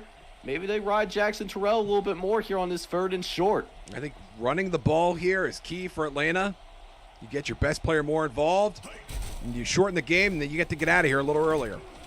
So, I mean, they must have heard you because they went to Jackson Terrell. Unfortunately, better play by the defense. 4th down coming, and it's yet another punt. Yeah, 4th and an inch here in a 33-0 game. I could see them going for that. But really, they're just going through the motions at this point, kind of like they were at the start of the game. Yeah, there wasn't a point where they found the spark plug yet, but we'll see if they play with a little bit pride here as this game continues. As Kansas City, they'll take another possession here. 1st and 10 for the Wranglers, and they'll go to Craig Olsen once again, who breaks a tackle. Couldn't get to the outside, unfortunately. It's only a 3-yard gain. Craig Olsen fighting for yards after watching Grant Barton get a touchdown catch. And then, of course, his reserve, who we mentioned earlier, Ronald Schneider, getting carries. He's still going to be working hard in this game. He's not looking at the scoreboard at all. Yeah, Craig Olsen showing some great effort in this game. Huge reason why Kansas City has this lead. So 3rd and short coming up. They go to Olsen again, who shows some burst to the outside, but again, another 3 and out. Halfway through the 3rd quarter, we still have not seen a 1st down yet in this second half. Yeah, Olsen just needed another block there on the edge. And that was unfortunate here. We seem to be at sort of a stalemate. Stalemate, but I'm sure Atlanta's going to take that as we do see a broken tackle there. So Atlanta starting at the 25-yard line. We'll see if they can finally get a 1st down here in this second half. 6 defensive backs on the field for Kansas City. So 1st and 10 here. Jason Terrell, he's going to take it right up the gut, but it's going to be only a 2-yard gain there, ultimately being brought down by Danny Bryant. Yes, Kansas City front 7 has been electric tonight. So 2nd and 8 coming up here. Free wide set. 2 running backs as well in the backfield. It looks like it's a max protection. Looking to take the shot, but going to make a wise decision here, getting it out to Bryant for the 1st down. Great route by Bryant, got separation from the receiver, and a great read by Jones to get the 1st down. So another 1st and 10 as they go to Jackson Terrell, but right on it like cheese on macaroni, brought down the backfield again. So 2nd and long coming here for Atlanta as they go back to Jackson Terrell, but once again brought down in the backfield by Bryant in a nightmare scenario. Yeah, Danny Bryant having himself a second half. 2nd big tackle in this drive, and now 3rd in a country mile. Absolutely. So now Rob Jones got to throw the football, one-on-one coverage, and his receiver comes down with it. Rob Jones feeling great about that. Great catch by Felix Jordan, the number 4 wide receiver in the offense. That's only Jones' 5th completion of the game. 5th completion. And they'll go to Jackson Terrell here. It's another short game, and they're taking some time off the clock on this drive, but at this point, you're just looking to have something positive. Yeah, forget about the scoreboard. You need momentum. Just get some first downs. Give yourself something good to feel about. Give yourself something to feel good about on your way to the next game. As Jones will drop back here on 2nd and 10. He's going to throw it deep. He's got a man, but it's going to be dropped. Oh, you hate to see it. Yeah, 2 Atlanta receivers. Who was that ball intended for? It looked like they had 2 players running the exact same route. Yeah, not great communication there, as Jones will either try another deep shot. He's going to find those shots eventually, but for now, it's going to be 4th down again. And that's tough. Atlanta's really not made it much farther down the field than where they are right now. So Atlanta once again punting this football away. Looks like a shorter punt, but nice roll there, and it's going to be downed inside the 15-yard line. Well, the bright spot there is a special teams play. Always good when you can get the ball pinned inside the 20. So a long drive here for Kansas City, as Craig Olsen still getting the lion's share of the touches, but Charles Linscomb II, he's going to light him up. Olsen, 22 carries already here in the monsoon. You might want to think about pulling him out of the game. And that's even without his receptions either. He's had a busy day. Speaking of busy days, Shane Hamilton trying to go deep with it, but it's broken up. 3rd and long incoming for the Wranglers. Yeah, and the defense was there, like you said, John Jake, but that throw was right on the money. Shane Hamilton has looked great tonight. Yeah, you got to make that catch for your quarterback. But instead, 3rd and 14 under center. Hamilton looking for a deep shot downfield, and it's nearly intercepted. It is going to be Alexander Brown with the breakup, and Kansas City got to punt this football away once again. We'll see if Atlanta looks like starting with some great field position here. Looks like they just might get to about midfield. Oh, if he broke that last tackle, he had some blockers. Easily their best starting field position of the day. Going to go to work in plus territory to start the drive. So a golden opportunity to finally break the goose egg. We'll see if they take it here. 1st and 10. Jarrell on the outside. He's going to run it inside the 45-yard line, but stiff run defense. And everything Terrell has done tonight, looks like that they're expecting him to break the first tackle at the line of scrimmage, and that is just a hard thing to expect out of your running back. So 2nd and 7 coming for Atlanta. We got a max protection. Looking for the deep shot. Rob Jones. No, he's going to run instead. Does he pick up the first down? Just shy, but a much more manageable 3rd down. Give it to Terrell here. And the one back set is a bit of a surprise. And Jackson Terrell will indeed get the carry and will move the pile forward for the first down. You know, and on the flip side of that, John Jake, is if you are running one back on 3rd and short, you're not exactly tipping your hand that it's going to be a pass. So good job there by Atlanta. Absolutely. So 1st and 10 coming. They will run it, more obvious running set, and Kansas City therefore able to sniff it out. Looks like it's going to be Alfonso Campbell who blows them up. Pat Williams, the fullback, totally whiffed on the block. Jackson Terrell got hung out to dry. You hate to see it, but as that is going to end the 3rd quarter. No scoring in this one, but still a blowout that we have on our hands. Yeah, Atlanta trying to get off the goose egg, like you said. It would be nice to avoid the shutout here in week 1. Although, hang on now. Rob Jones gets out of it. He's going to run for it. Does he pick up the first down? No. Yes, he gets it. But there's an injury. Oh, he got hurt. Oh, leg injury too. He is expected to return, but we will see a new quarterback. Looks like Bram Locker coming into the game. We'll see what they do here, 4th quarter, and they'll go to Jackson Terrell, who has a wide open hole there. I could have ran through that, a 5-yard carry. We talked about the possibility that Atlanta would switch quarterbacks. We didn't think it would happen due to an injury, but I'd be curious to see if Bram Locker puts the ball in the air here. Well, as the kids will say, it is what it is, as they actually do put it up in the air, and it's going to be completed over to Walden Bryant. A 1-for-1. That's better than Rob Jones was doing in this game, and now it's 1st and goal. We'll see if he can go 2 for 2 if they decide to throw the football here. Instead, going to Jackson Terrell, who gets it a little bit closer to the goal line. Atlanta feeling the momentum, trying to go downhill, trying to find the end zone, and they are so close.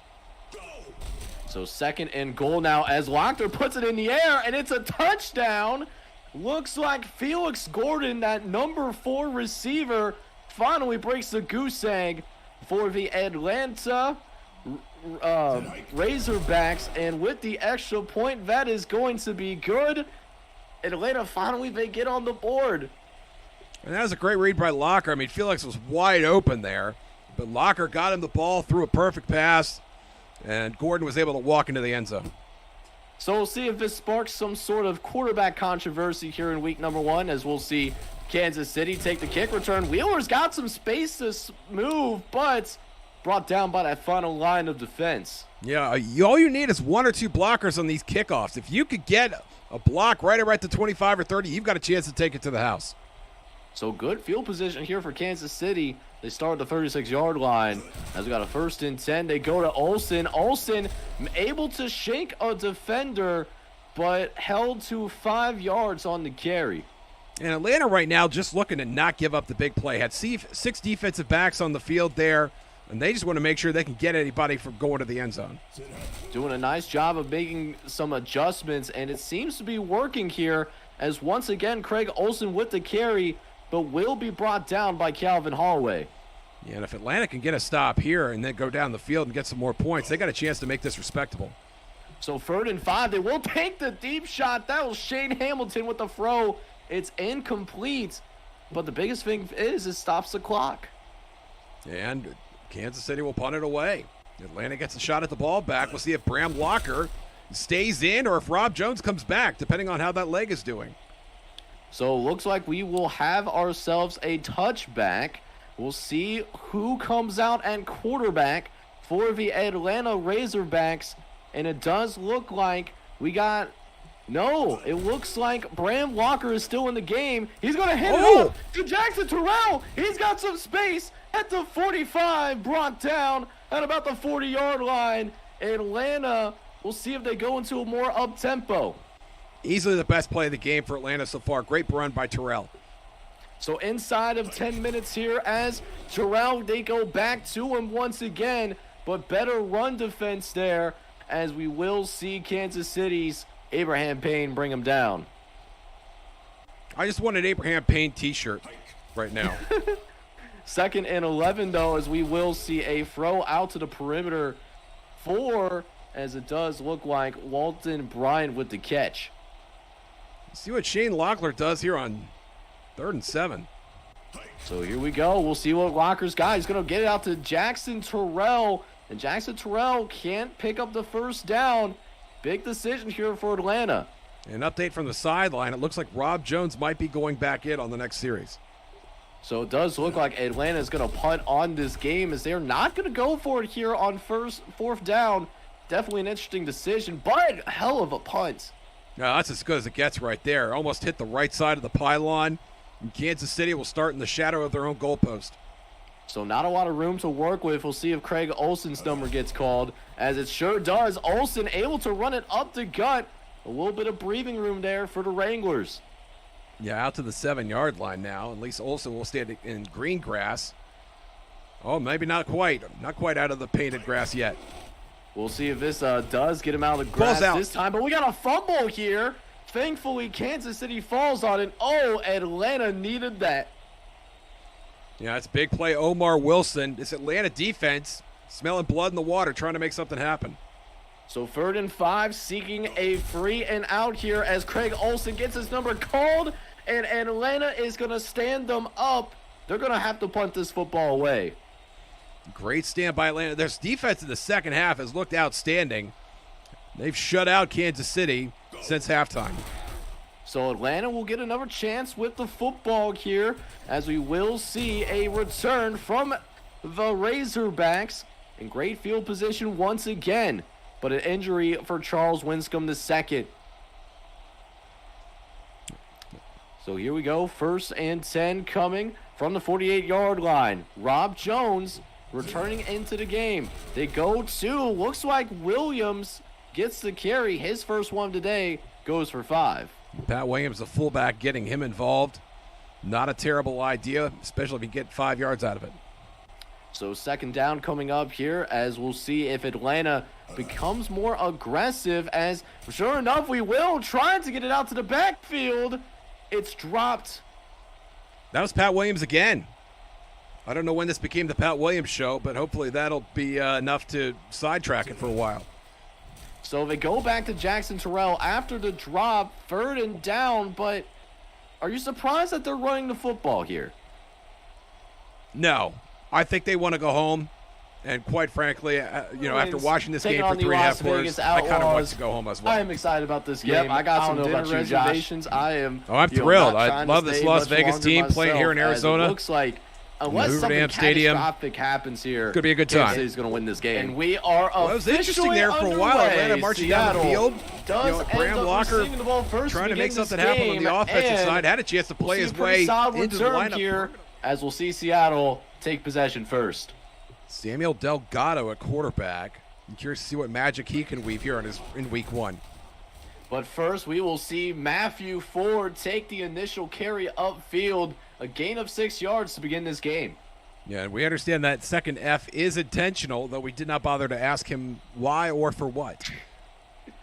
So 2nd and 4 coming up, and we'll see if Matthew Ford gets another carry, and he gets it, but it looks like Elliott is going to meet him in the backfield. Yeah, Matthew can't afford to have any more runs like that. He's got to get past the line of scrimmage. So we'll see if Samuel Delgado here throws the football on 3rd down, or it'll be a 3rd run in a row. As we'll see Delgado drop back, good protection, and takes a shot, and it's going to be caught by Watson. Gary Watson inside the 30-yard line. Great catch by Watson in traffic. Gain of 37, and that's how you start a drive. So now we got the Seattle Bruins driving here on 1st and 10 as Matthew Ford takes another carry, but it's going to be a loss of a couple yards there. Yeah, nice job, Wilkerson. This defense buckling down right about when you get to the red zone. That's when things get serious. So 2nd and 12 coming up for Seattle as Delgado drops back. It's going to be an outlet pass to Ford, and Ford getting some good yardage off of it. Looks like that is going to be almost a 1st down. And Matthew Ford doing a nice job so far out of the backfield. Very Brian Westbrook of him.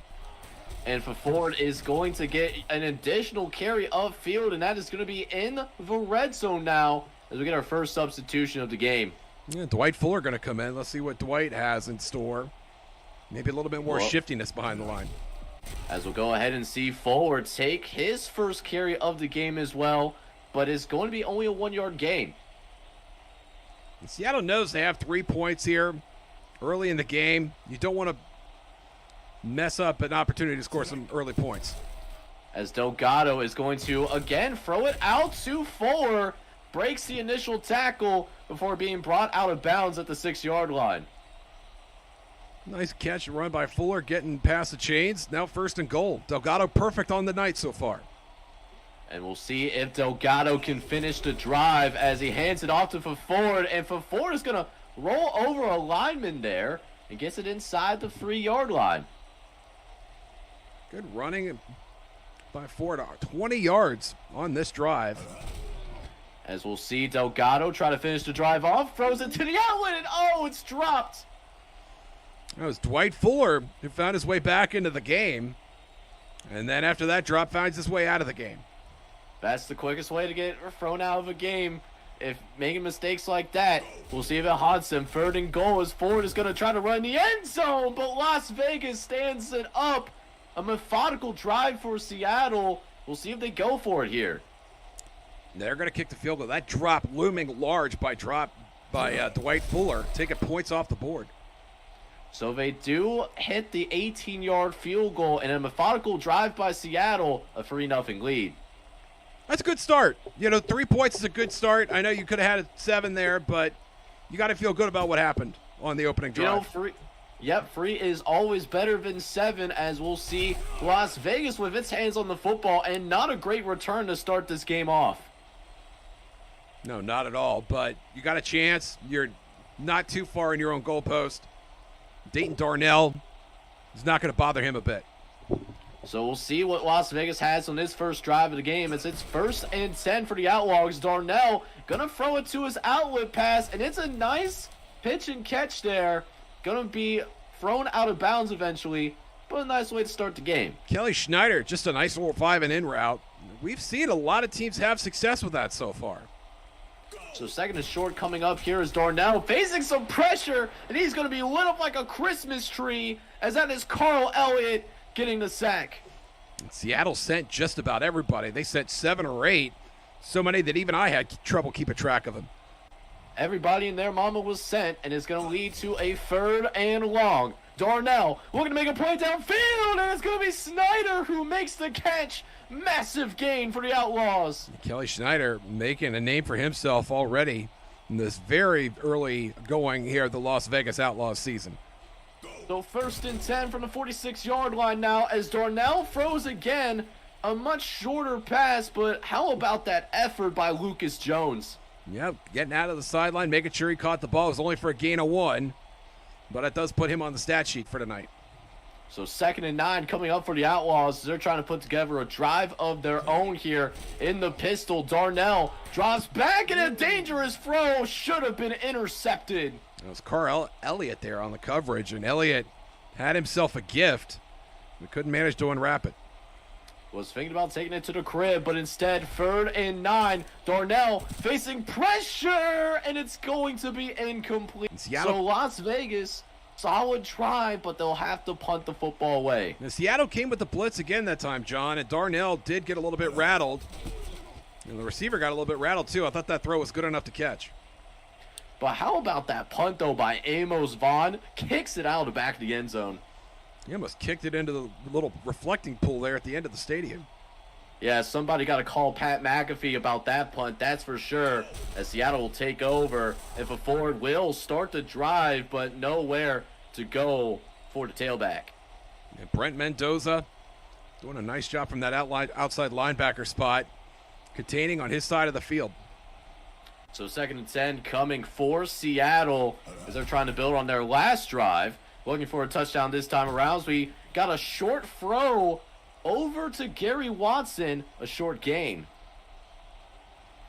And Delgado just trying to find a rhythm here at this point. So 3rd and 7 coming up. We do have trips to the left initially in the pistol. Delgado looks right. Dangerous throw as well for him. And it's going to be a 3 and out for Seattle. Yeah, nice job by Las Vegas. Made a play in the secondary, had a play by the front 7. That's a strong 3 and out by the Outlaws.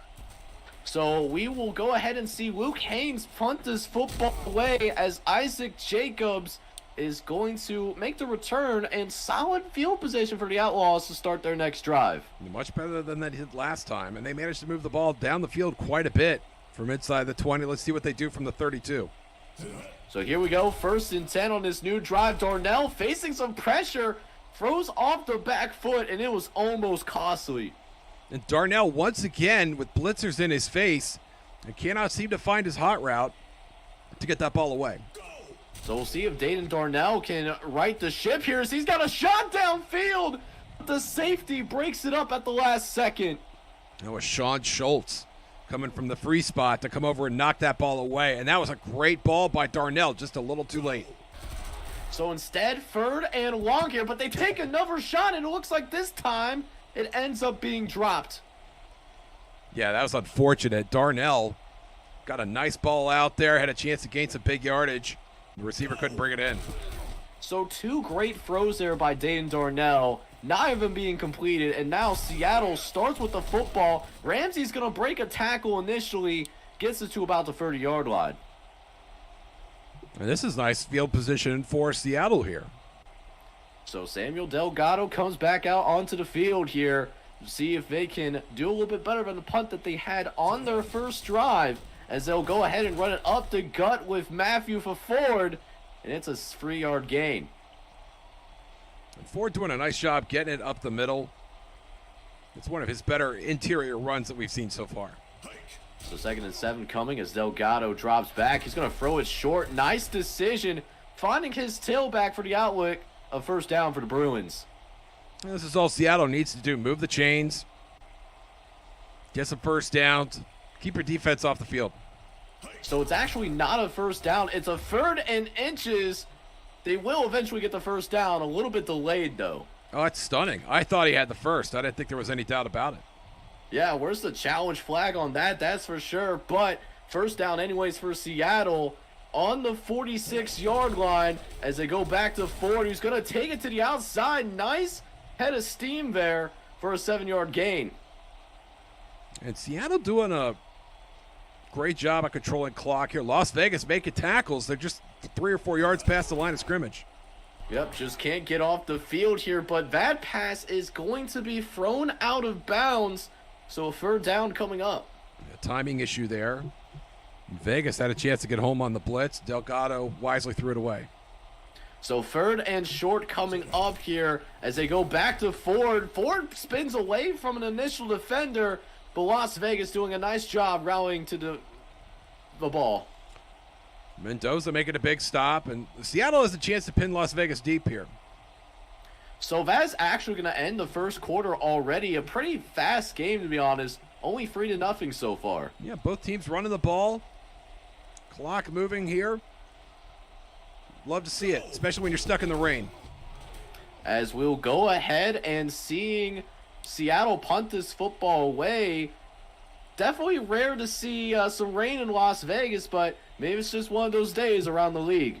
Well, you know, this is the Axis League. Special things happen sometimes when you least expect them. It's like Franklin University. Anything is possible as Las Vegas takes the field here. Getting it out to Jones there. Lucas Jones making the catch, but not for much. All right, you just want to get some positive yardage. Get this thing going. Darnell in the pistol again, an empty set this time. Looks like they'll see if they send the blitz. They don't. Seattle going to play some coverage downfield, but Isaac Jordan able to find the soft spot. Isaac Jordan, the tailback in this offense. This is the first time we've called his name tonight on that gain of 8 yards.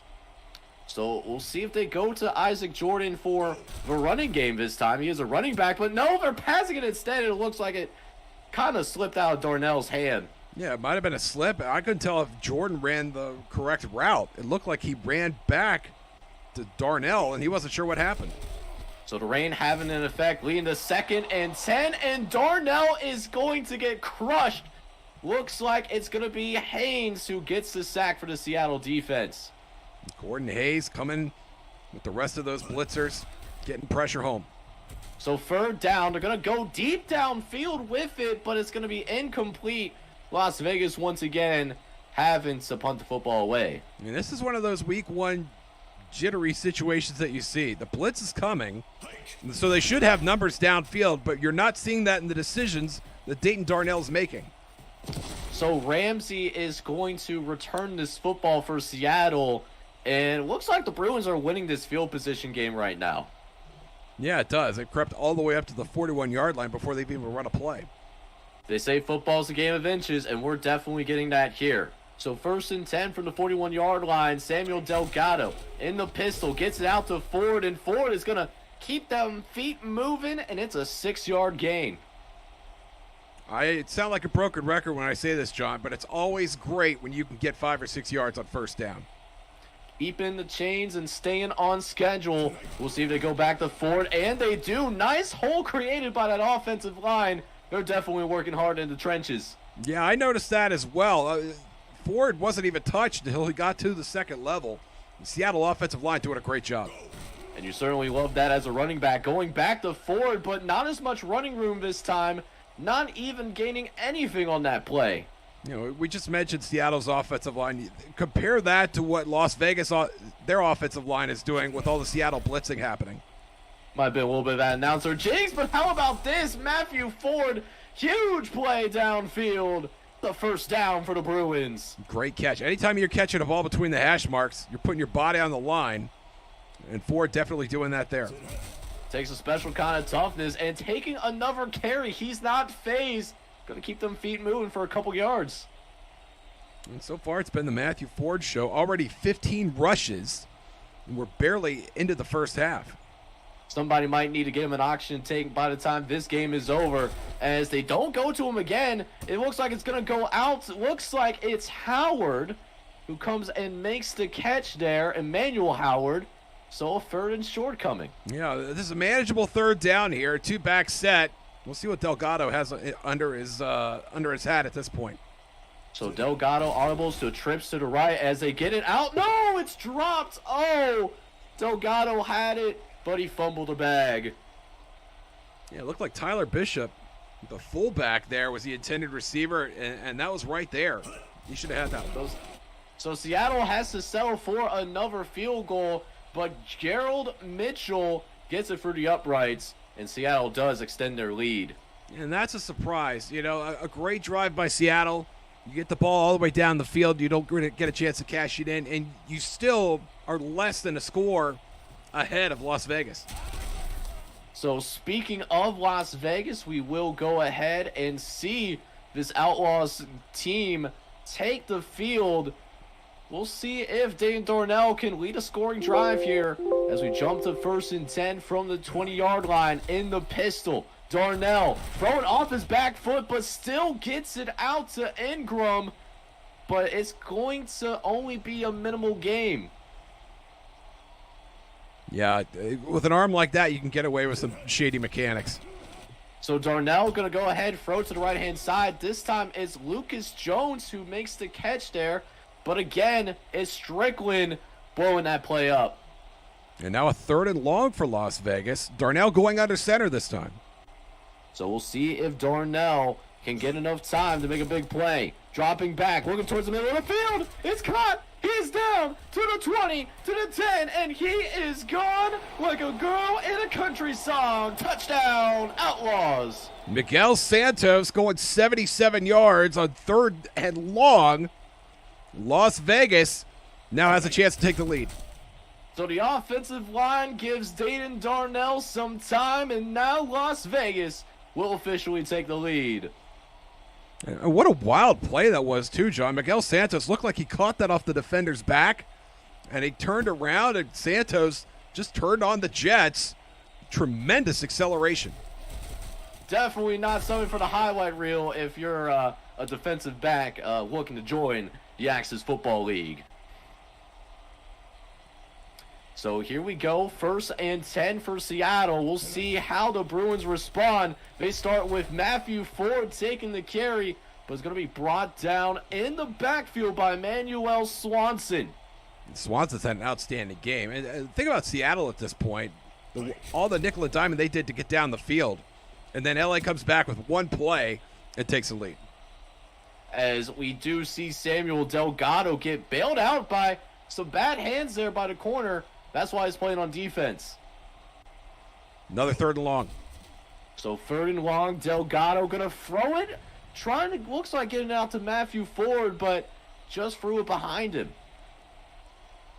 Yeah, that's a disappointing series for Seattle. Answer the score with a 3 and out, and now Vegas gets the ball back.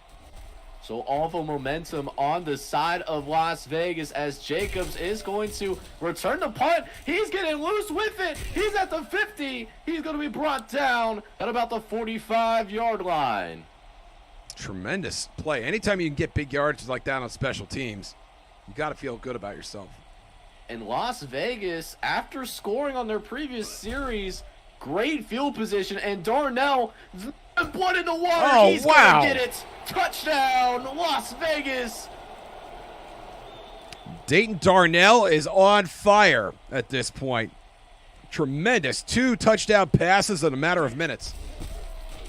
I mean, it just goes to show when Dayton Darnell has time, Dayton can cook. Yes, he can. So a 14-6 lead now for Las Vegas, and it seems like the Outlaws have all the momentum in the world right now. We'll see if Seattle, can they stem the tide? Meyer looking out to the left-hand side, breaks the tackle, gets it across the 30-yard line. And now if you're Seattle, you need a huge drive at this point. You need at least a methodical drive. You don't want Las Vegas to get the ball back quickly. Yes. We'll see if Samuel Delgado understands the message. Gets it out to Ford, but Ford has nowhere to go again. This time it's Elliott with the TFL. And Ford might be tapped out at this point. 17 rushes in just over a quarter and a half. That is a lot of volume for any running back. And that is extremely concerning with more football left to play as Delgado it's intercepted. He's still on his feet somehow, as it does look like Darren Hines is able to pick off Delgado. Yeah, and that's just a nice read by Hines. Not a great ball by Delgado. And Hines was right in the right spot, gave his team great field position. Oh, ball's out. Oh, but we got a fumble though. So Seattle almost gets it right back. But at least the offensive line seems like it's Jeff Bush able to recover it. Great heads-up play by the offensive lineman. But still a nightmare scenario for Seattle right now, as it's still Las Vegas momentum. Darnell, though, taking a second sack there, and it's going to be Carl Elliott who finishes him up. And Las Vegas, was on the cusp of field goal range, and that sack effectively takes him out. So play action here for Darnell on 3rd and 19. He's got a guy. Look at this. Alex Jeffro burns the defense again. That is remarkable. 2 catches for Jeffro, 2 touchdowns, 91 yards. What a game this guy's having. Oh my goodness gracious. As we are seeing Las Vegas really open things up here in the second quarter, a 21-6 game. Just all of a sudden. Just blink of an eye, let me blink my eyes a little bit before the score changes that dramatically, So, Herbert Meyer and company, they got some work to do if they want to get this back to a one-possession game before we go into the halftime locker room. And I thought Seattle was really controlling the pace of the game, too. They were very methodical, very content to nickel and dive down the field, and now they're down by 2 scores, and Matthew Ford is not getting the separation that he was in the first quarter. So really danger zone situation for Seattle here. We'll see if they can hang on to the football as we're getting inside the 3-minute mark here in this first half. As Delgado looks to the left-hand side, gets it out to Parks. It will be complete, but another 3rd and long. We talked about the way Darnell's been chucking the ball down the field. We've not seen Delgado do much of that at all. So we'll see if Delgado takes a shot here on 3rd and 8. As sure enough, he does. Double coverage, though, but somehow Herbert Meyer comes down with it. That's a great catch by Herbert Meyer. He's the number 1 wideout in this offense, and those are the plays that you've got to make if you want to be the number 1 wideout. So 2-minute warning here, but Seattle has free timeouts. Ford takes the carry up the middle, a little bit of a better carry this time inside the 40-yard line. Yeah, that's what you want to see if you're Matthew Ford or that Seattle sideline. That's a very big deal. So Seattle still with free timeouts here, 2nd and 3. Delgado in the pistol, dropping back the pass. He's got time. Looks to the left-hand side and gets it out to Gary Watson for the first down. Yeah, Watson, 3 catches on the day already. He looks like he's primed to have a good season as well. A strong first half performance as it looks like Seattle going in max protection. No, the running backs get sent out, clearing some space for Marlon Hunt to make the catch. And Hunt with a nice route there, getting underneath the linebacker coverage, giving himself a nice target for Delgado to make it 2nd and medium. So Seattle still with free timeouts here as Delgado. Good this time, throwing it short to Matthew Ford, and that will be the 2nd red zone opportunity for the Seattle Bruins. And John, remember, this is right about where they were when things petered out last time. They had that big drop from the backup running back from Tyler Bishop. So we'll see if they can play it clean here on this red zone as they tried to throw the underneath route, but an incompletion, unfortunately. And that was almost exactly the route that Bishop ran when he had that drop. So 2nd and 10 coming up here. We'll see if they can execute better. Delgado with some time, and it's nearly intercepted. Oh, man, that should have been picked off. Jesse Elliott, he's kicking himself right now. He's probably not fast enough to go 85 yards coast to coast, but he would have had a chance. Oh, he was thinking about the end zone. Speaking of end zone, we have a shot, but it's going to be incomplete. And once again, Seattle going to have to settle for another field goal. Yeah, that's unfortunate. Seattle's got to finish those drives. 10 plays, 11 plays getting down the field, and only 3 points to show for it. So, thankfully, Gerald Mitchell is having himself a day. If you have him on your fantasy team, you're loving what he's doing. 3 for 3 on field goal attempts. So 30 seconds left to play here in this first half still, as Jeffro will take it out of the end zone. He's got 2 touchdowns already and nearly broke that one as well. Yeah, had a lane around the left side, but couldn't quite orient himself after contact to take advantage.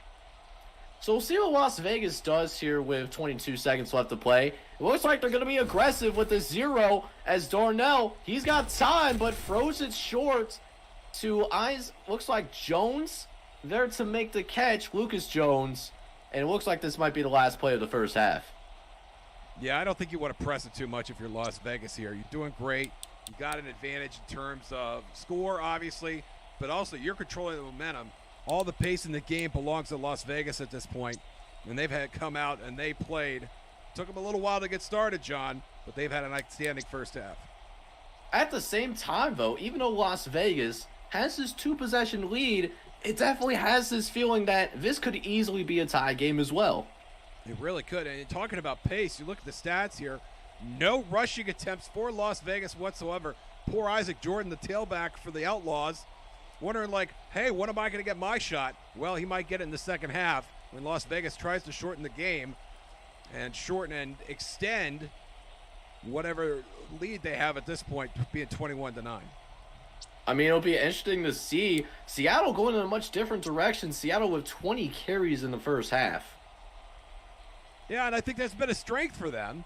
Now, the problem is, though, now you're trailing by 2 scores, and you don't have to score both of them right away, but the clock is not your friend at this point.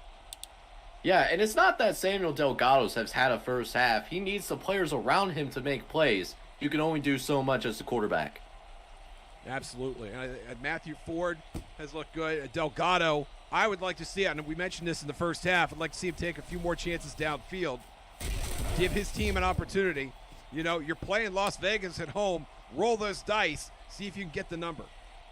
We'll see if they gamble more often here in the second half, as Las Vegas, not only with the 2-score lead, but they start with the football as well. Big moment here for the Outlaws as Darnell throws it over the middle. Going to be broken up. And the 12-point lead is pretty solid because you can't come back with a touchdown and a field goal. You've got to get 2 touchdowns. And the way Las Vegas has been, I don't think 2 touchdowns is going to be enough the way this game's going. Still 11 for 19 thus far as Darnell again in the pistol. He passes it once again. Sounded like a broken record and getting it to Lucas Jones for a slight gain. Yeah, and both of these teams run in the pistol, John. And I think Dayton Darnell has maybe thrown downfield a little bit more, whereas Delgado has thrown more east and west. So Darnell taking another shot, speaking of which, this time not connecting, but it was certainly a good matchup. Yeah, he had the look he wanted. Ball was there. It probably could have been a better throw. Certainly could have seen the receiver make a better effort. No, that's a disappointing 3-and-out to start the half either way. But that was big for Seattle, as this could have gotten out of hand if Las Vegas scores. But now Seattle, they can get right back into this game. Absolutely. Look where they're starting, almost at their own 42. Very short field for Samuel Delgado. It does look like Seattle's going to be aggressive here to start out. 4-wide set. We'll see if Delgado can go to work, but instead it's Ford with the carry, and he can't go anywhere. One of the downsides of running the pistol is you don't really have a natural 2-back set. A lot of times you see what you have right there. The tailback's in the backfield by himself, and it's hard to get him some blocking help. And it's also much harder to get downfield quickly. So now 2nd and 9, as it looks like it's play action. Delgado looking to the right-hand side, and it's going to be caught by Gary Watson inside the 40-yard line. Yeah, great crossing route by Gary Watson. The crossing routes have been money for Delgado so far. More of that, please. So 1st and 10 from the 38-yard line, as Delgado this time lining under center, gets it to Ford yet again, and he simply looks tapped out.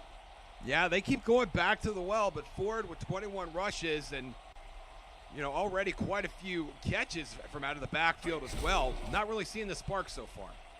So they go somewhere else for a spark, and they are going to get it. It's Marlon Hunt who takes the top off the defense. And Delgado had his choice. Looked like not only Marlon Hunt, but it looked like Gary Watson, the number 2 wide receiver, had his man beat as well. Marlon Hunt is a lucky winner, and that is exactly what Seattle needed to pull within a touchdown. So surely a lottery that Marlon Hunt is happy to win, and Seattle right back in this game. Pressure now being applied to the Las Vegas football team, as we'll see Jeffro with 2 touchdowns already try to take it out. Decent field position to start out for the Outlaws. And that was Gerald Mitchell, the kicker. I don't know if you saw that, John. The kicker bringing down Jeffro on the kick return. Well, we'll see if he gets a random drug test. They usually don't think kickers can make that type of play, but Dayton Darnell in the pistol. He's going to drop back. Going to throw it over to the left-hand side. Gets it out to Santos with some good running room and inside the 45-yard line. And Santos took advantage of that block there downfield. Managed to turn up and get inside get up past the 40.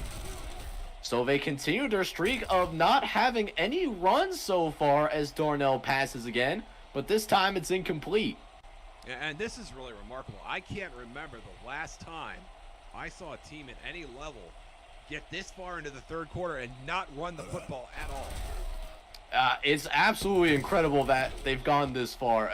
I'm interested to see how far they make it. Surely at some point they will eventually run the football. Yeah, Isaac Jordan, the tailback, actually made the catch there. So he has 2 catches on the night, just no carries. Yeah, I'm sure Isaac Jordan fantasy owners are a little frustrated right now, but Vernon Long here and trying to take that shot once again. However, it's incomplete. A big play by Santos will give Vegas a chance to pin Seattle deep, but I would have liked to see them do a little bit more with this drive. So Amos Vaughn will punt this football away, and how about this for a coffin corner there? Looks like it does go out of bounds at the 10-yard line. That is solid special teams effort there by Amos Vaughn. Great punt. So Samuel Delgado with the touchdown pass on the last drive. We'll see if they can build off that and take their first lead since midway through the first quarter as they go back to Matthew Ford, and they're trying to go to the well, but that well looks bone dry. Yeah, and interesting that they're not only continuing to run, but they're not bringing in Abraham Greer or even Tyler Bishop to carry some of that load for him. So Delgado, he's going to take a shot downfield. He's got a man, but it's going to be broken up. He had him, but just not great execution. As well defended, Rolando Jacobs, a free safety, playing deep center field, managed to snag that one away. Couldn't come up with a catch. So 3rd and 10 now for Delgado. He's got a clean pocket to work with. Takes another shot, and that is also going to be broken up. So a chance for Seattle to take the lead, but a free and out instead. Nice double coverage by the Vegas secondary. And after that long touchdown, they really tightened up there in the defensive backfield. So we'll go ahead and see Luke Haynes punt the football away as Jacobs is going to provide some really great field position for Las Vegas. Yeah, right on the logo, right on the belt buckle there. Dayton Darnell, will he be shooting from the hip on this drive? He's going to shoot from that hip for sure. He's going to throw it out too. Looks like Isaac Jordan out on the perimeter. A nice 6-yard catch. That's a great way to start this drive. And 1 or 2 or more of those, and you're going to put yourself in field goal range. So Dayton Darnell continuing to fire on all cylinders. This time going the opposite way to Snyder, who breaks a tackle. He does get drilled, but at the 30-yard line. Kelly Schneider, 2 big catches in the first quarter, and relatively quiet until that catch. But that was a big one, gain of 14. So Darnell once again leading his troops downfield. It's been all him so far, literally. As Darnell throws again, 1st and 10, throws it short to Isaac Jordan. Nice decision in zone coverage.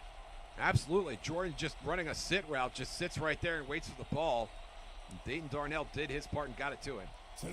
So finding the holes in this cover 3 as they continue to look at various receivers. Lucas Jones this time making the catch.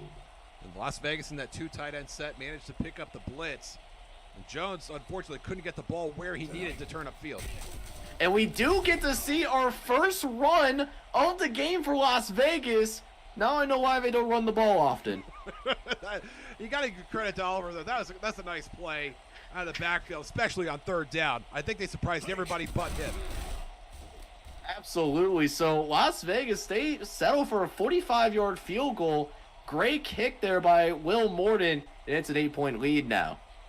Yeah, still within a score. Seattle's got to feel good about where they are, at least on the scoreboard. In terms of personnel, maybe not so much. We said Matthew Ford looks really tapped out. Samuel Delgado, his lock is still his friend at this point, but I think it's going to rest on his arm if Seattle can get themselves back into the lead. So this season is still very young, but if Seattle can take the lead, maybe put some pressure on that Las Vegas running game, because Dan Darnell can't do it all. No, he can't, and I think it's really unusual for a team to try and close out a game while they're still throwing the ball. Now we're still in the third quarter here, and there's plenty of time left, but ultimately you want to shorten the game, and that's not something you can naturally do by throwing the ball. Speaking of throwing the ball, Samuel Delgado tries to do just that, but doesn't have the time in the pocket. Manuel Swanson able to bring him down. Manuel Swanson and this Vegas linebacking core have been really sharp tonight, just against the run and the pass. So 3rd and 15 now, a short throw, and that doesn't even get to his target. And that was intended for Ford, and I'm not sure what happened there, if a hand was in his face or, the raindrops hit him in the eyeballs, but that was a poor effort. Might be this rare rain that we see in the Nevada desert, maybe having a little bit of effect on both of these quarterbacks now, potentially, as Las Vegas will take over at the 34-yard line. Well, the other thing, too, John, is it's cold in the desert. A lot of people don't recognize that. Since there's no humidity to hold the heat, you can get down to 40 or even 30 degrees, especially this time of year. So Darnell is going to get his troops back out onto the field. Lucas Jones, again, making the catch. This tight end has been involved quite a bit today. And again, off balance, struggling to maintain his form and bring that ball in. And it's really affected his ability to turn upfield. So we got to worry about Dayton Darnell possibly. He has thrown the football a lot. He does get it to Isaac Jordan, but it's another short gain. Yeah, he's closing in on 300 yards, 20 of 31 right now, and has those 3 touchdown passes. So 3rd and 5, Darnell looking downfield, has a man, but it's going to be broken up at the last possible moment. And that was Kevin Fisher that came flying in to make that play. Very nice job by the middle linebacker to come over and swat that down. So that is going to go ahead and force Las Vegas to punt the football. Oh, I thought we were going to have a coffin corner of the century. Coffin corner in the middle, my favorite kind of corner. So Seattle will instead take over at the 20-yard line. We'll see if Seattle can tie this game as Ford is going to take another carry. He gets lit up like a Christmas tree in the backfield by Mendoza. And Mendoza again, and Ford has had a few of those. 41 rushing yards on 24 carries for Ford. So 2nd and 11, they go back to Ford, but a little bit more running room here.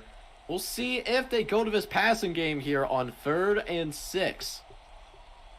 Delgado, who's been really good with the crossing routes right now, could use one here. We'll see if they go to that crossing pattern. They go deep, but it's well covered, and it's going to be broken up. You love the aggressiveness, but you got to wonder if there was an underneath guy open. Yeah, they were looking for Marlon Hunt, looking for a big play there. Unfortunately, it just did not come to pass. So that will mean that Seattle will punt the football away, and Jacobs will go ahead and receive for Las Vegas as they start with solid field position. So if you're Las Vegas, you're up by a score. Just 16 and a half minutes to play in the game. You don't want to really change anything at this point, but you can't have mistakes like that. And maybe you also try to get that running game going. I mean, you can't close out games just by passing the football if you do end up with a lead in the 4th quarter. It's a good set to run out of. And no, it's a play action. Darnell breaks the tackle. He's going to run for it. Is he going to get the first down? Yes, sir. First down, Outlaws. Outstanding. Technically, that is a rush, but shame on any Seattle defensive back that actually bit on that play action. So Dayton Darnell is now the leading rusher for Las Vegas. Do what you want with that info, as Darnell is going to just throw this football away. No one open downfield. I guess they will be counting on Dayton Darnell to close out this game, either with his arm or his legs. He just does it all. As now We'll see 2nd and 10 here. We'll see what they do out of this set as Darnell going to pass it. Seattle brings the blitz, but they make him pay for it, though, as we looks like Miguel Santos with the first down. And that's exactly what you want to do with the blitz. You want to have a hot receiver with running either a short out or a short in, and Santos came up with the catch there. So potentially the final play of the 3rd quarter, and again, Dayton Darnell is going to throw this football away. And ladies and gentlemen, if you're watching live, get those 4s in the chat. We got 4th quarter action coming. And Darnell doing a nice job of playing within himself, not looking to take any chances. He has no problem throwing that away and damaging those stats. So here we go. Darnell dropping back. He's got some time. He's got a crosser, and it's going to be caught by Lucas Jones, the tight end. And Jones, who has made some outstanding catches in this game, comes up with yet another one, game of 20. So Darnell under shotgun formation. Red zone opportunity with a chance for the dagger. Darnell looks left, gets it out to Snyder, and it moves the ball forward a few yards. Yeah, great 5-yard gain on first down. Outlaws knocking on the door again. So 2nd and 5 for the Outlaws here as they go to the running game as Isaac Jordan picks up some positive yardage. Jordan now 2 rushes on the day for -6 yards. You hate to see it if you're Isaac Jordan, a fantasy guy, but we do see a throw in the back of the end zone. It's going to be incomplete and likely a field goal attempt coming. Well, this is making a 2-score game. And Seattle did a nice job holding the fort. Go. Vegas So does come we away with points. Excuse me. And they do end up getting the field goal attempt to go. Will Morton puts his team up by multiple possessions now. And really, this is a great spot for Las Vegas to be in. And outside of those big touchdown passes late in the first half, they've been relatively quiet on the offensive side. I mean, a couple of big chunk plays here and there. You know, we just saw one from Lucas Jones making that catch over the middle. But this has not been a particularly flashy offense for Vegas. I think Seattle's going to have to come up with some flash of their own right now. So we'll see if they can bring that flash or it'll be more of the same. As Delgado gets under center, gets it out to Ford on the outside. He's able to pick up some good blocks there, and it's nearly a first down. Easily his best run of the half, and look at him, he's slow to get up. After 26 rushes, I think I'd be slow to get up too. Yeah, you know, he's going to be feeling that in the morning for sure. Hope he got those ice baths ready. As of now, Delgado, 2nd and 2. He's going to take a shot. He's got a man. It's going to be caught. He's going to go into the end zone. Touchdown, Seattle. Now is exactly what they needed right now. And that's what Delgado was looking for in the last drive. Marlon Hunt, that security blanket of his, and Hunt connects downfield, breaks a tackle, and gets all the way to the his, 72 yards, and Seattle's right back in this thing. So Seattle does go for the extra point. It is good. Are you surprised they didn't go for the 2-point conversion? A little bit. I mean, now you're down 4, so you need a touchdown either way. I think I would have gone for 2 in that spot. But they might need more than 2 depending on what happens here as Jeffro nearly breaks that to the crib. How about that for a response? Yeah, that's an excellent kick return by Jeffro. And really, Darnell's job of adding some more points here is a lot easier. So Darnell will be coming in under shotgun. He's going to drop back the pass. Clean pocket, and it's going to be intercepted. Phil Houston able to make a play in the Seattle secondary. Outstanding play. Bit of a hasty throw by Darnell. That's one of the more hasty throws we've seen out of him all night. So now Seattle with ornamental. How about this?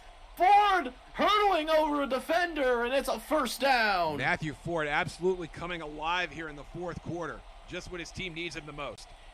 So here comes the Seattle Bruins. One back set. It's going to be a run to the left-hand side. Ford gets to the outside, but nice recovery by the Outlaw defense. Yeah, and Ford doing a job breaking the tackle there.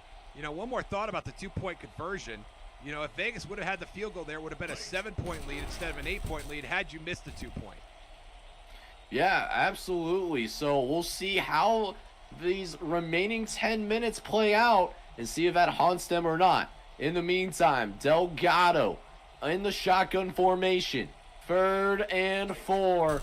need a big play. Dropping back, he's going to take a shot downfield, and it's broken up. 4th down incoming. I think that was intended for Marlon Hunt again. But it just seems like Delgado just has no concerns at all getting the ball to his best guy, regardless of who's covering him. He believes in his receivers, but it doesn't work out for him. So now Las Vegas takes back over. 1st and 10 from the 20. We'll see if Darnell can shake off that interception here as they still hold on to his 4-point lead. They're going back to the pass. No fear in this man's heart, and completes his first pass since the interception to Kelly Snyder. Kelly Snyder got a chance to be a star on this team and in this league. So now 2nd and 6 coming up as Darnell throwing once again. This time going deep. He's going to get it out to Miguel Santos. Touchdown, Las Vegas. Certified bad man. Dayton Darnell, when he does unleash the dragon, it's when you never see it coming. Except when you're Miguel Santos and you're trotting to the end zone. Great throw, great catch. And at this point, I'm starting to get word from our producers that Dayton Darnell officially an owner of the Bruins defense. Oh, wow. So here we go. We'll see if Seattle can keep up here with 9:25 left to play, as we'll go ahead and see Meyer making some guys miss here. How about that for a return?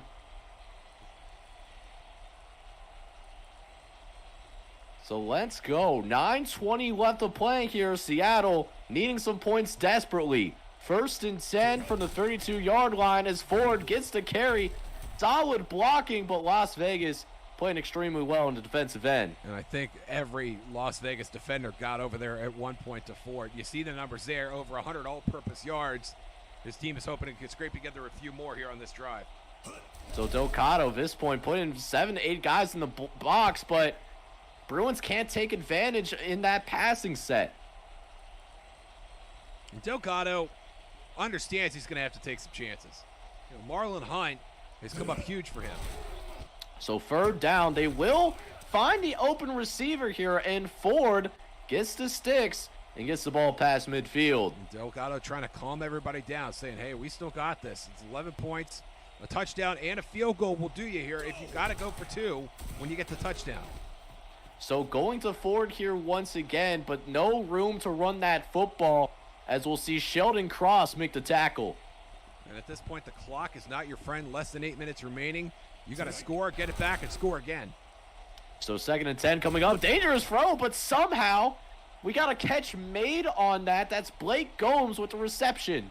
Yeah, Gomez, his first catch of the evening. And it's a big one in a big spot. So another 3rd down for the Seattle Bruins here. A must-have if you want to come back and win this game. Delgado looks over the middle, but just not looking for the football. 4th down incoming. What do you do here? Well, you don't punt, that's for sure. You got to score twice. I'm surprised to see him punting here. So a punt here for Seattle. It's a great punt, but, you know, I thought we were trying to win a football game. Yeah, and there is a chance you get a safety, but a safety doesn't do you any good because a safety touchdown at a 2-point, it's only 10 points. You're down 11. So now a brilliant opportunity as Las Vegas, they run the football, and it's for positive yardage.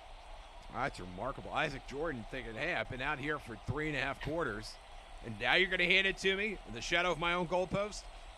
So here we go. We'll see if Las Vegas starts getting into their 4-minute offense. They're actually passing the football out of the end zone, and a little miscommunication there, forcing getting completion. You know, we mock them running on 1st down just because we haven't seen it the whole game, but it's the correct thing to do. Incomplete pass stops the clock there. That helps Seattle. And they're going to pass it yet again, and this time the guy was open, just couldn't put it on him. And that's unbelievable because now Seattle gets the ball back. And they burned, what, maybe 20 seconds off the clock there at that point?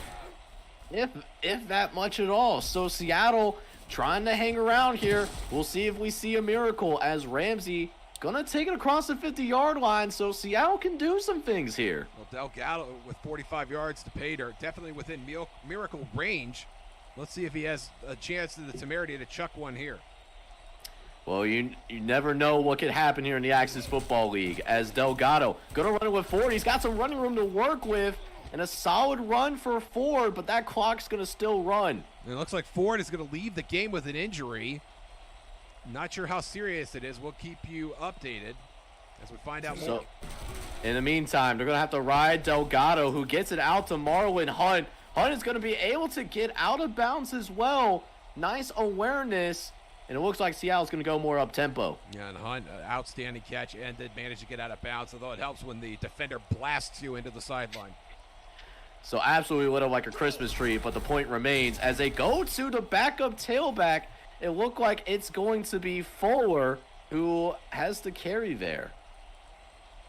Yeah, we haven't seen a lot of Fuller. Dwight Fuller, but we might see more of him here if Ford is not able to come back.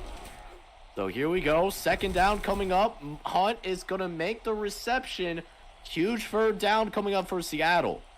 And you need the touchdown and the 2-point and a field goal just to tie it, but you got to get the touchdown first. So here we go. Third and short coming up. Delgado going to run it to Fuller. Fuller is going to hurdle over a defender. How about that for a big-time run? Outstanding. With the accelerated clock, they're going to get this snap off with less than 3 minutes to play. Time is not on their side. They do have 3 timeouts, but you got to score quickly, though. As now, Delgado gets it out the forward. Is that a direct snap? I'm not sure, but almost getting to the end zone, though. I think that was a direct snap as we look at our play-by-play reporting here. Dwight Fuller took that right off the jump. So, last play before the 2-minute warning, and Delgado, he breaks the tackle. Oh, wow. He's going to run in the end zone. Touchdown, Bruins. Delgado shrugging a defender off and then scampers to the end zone by himself. And here they go. They're going for 2. So 2-point conversion. This makes it a field goal game. Fuller can't punch it in. So Seattle gets the points, but it's a 5-point game. And that is a huge, huge play by Jesse Elliott, keeping Dwight Fuller out of the end zone.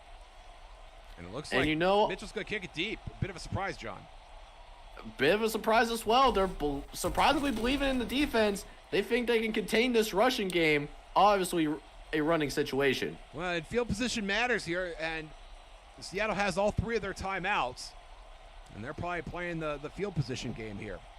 So we'll see if Las Vegas is capable of running the football here, as it's a play action. Oh my goodness, but it's intercepted. Whoa. It's intercepted. Ramsey, this might be the miracle we're talking about. Oh my gosh, why does Dayton Darnell throw it in that spot?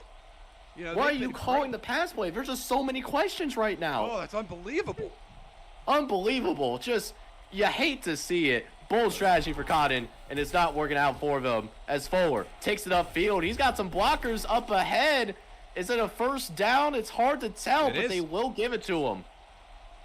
And now suddenly the clock is Seattle's friend. They could find the end zone and potentially leave Las Vegas no chance to come back. So Fuller runs it yet again. It looks like they're going to try to drain this clock here, but it's only a 1-yard rush. And their most productive player right now, Matthew Ford, is out of the game. Who do they go to in this spot on 2nd and 9? So here we go. 2nd and 9 coming up. Delgado hands it off to Fuller, and Fuller able to get a good head of steam there. 3rd and short, and they still have their timeouts. The clock continues to run. I don't think they'll use a timeout here. Yeah, it looks like they might drain this clock as much as possible. We'll see if that's the route they go. Delgado in the pistol. 3rd and short. They go to Fuller. Fuller with the space, and he's in the end zone. Touchdown, Seattle. Oh, my gosh. What a turnover. What a drive.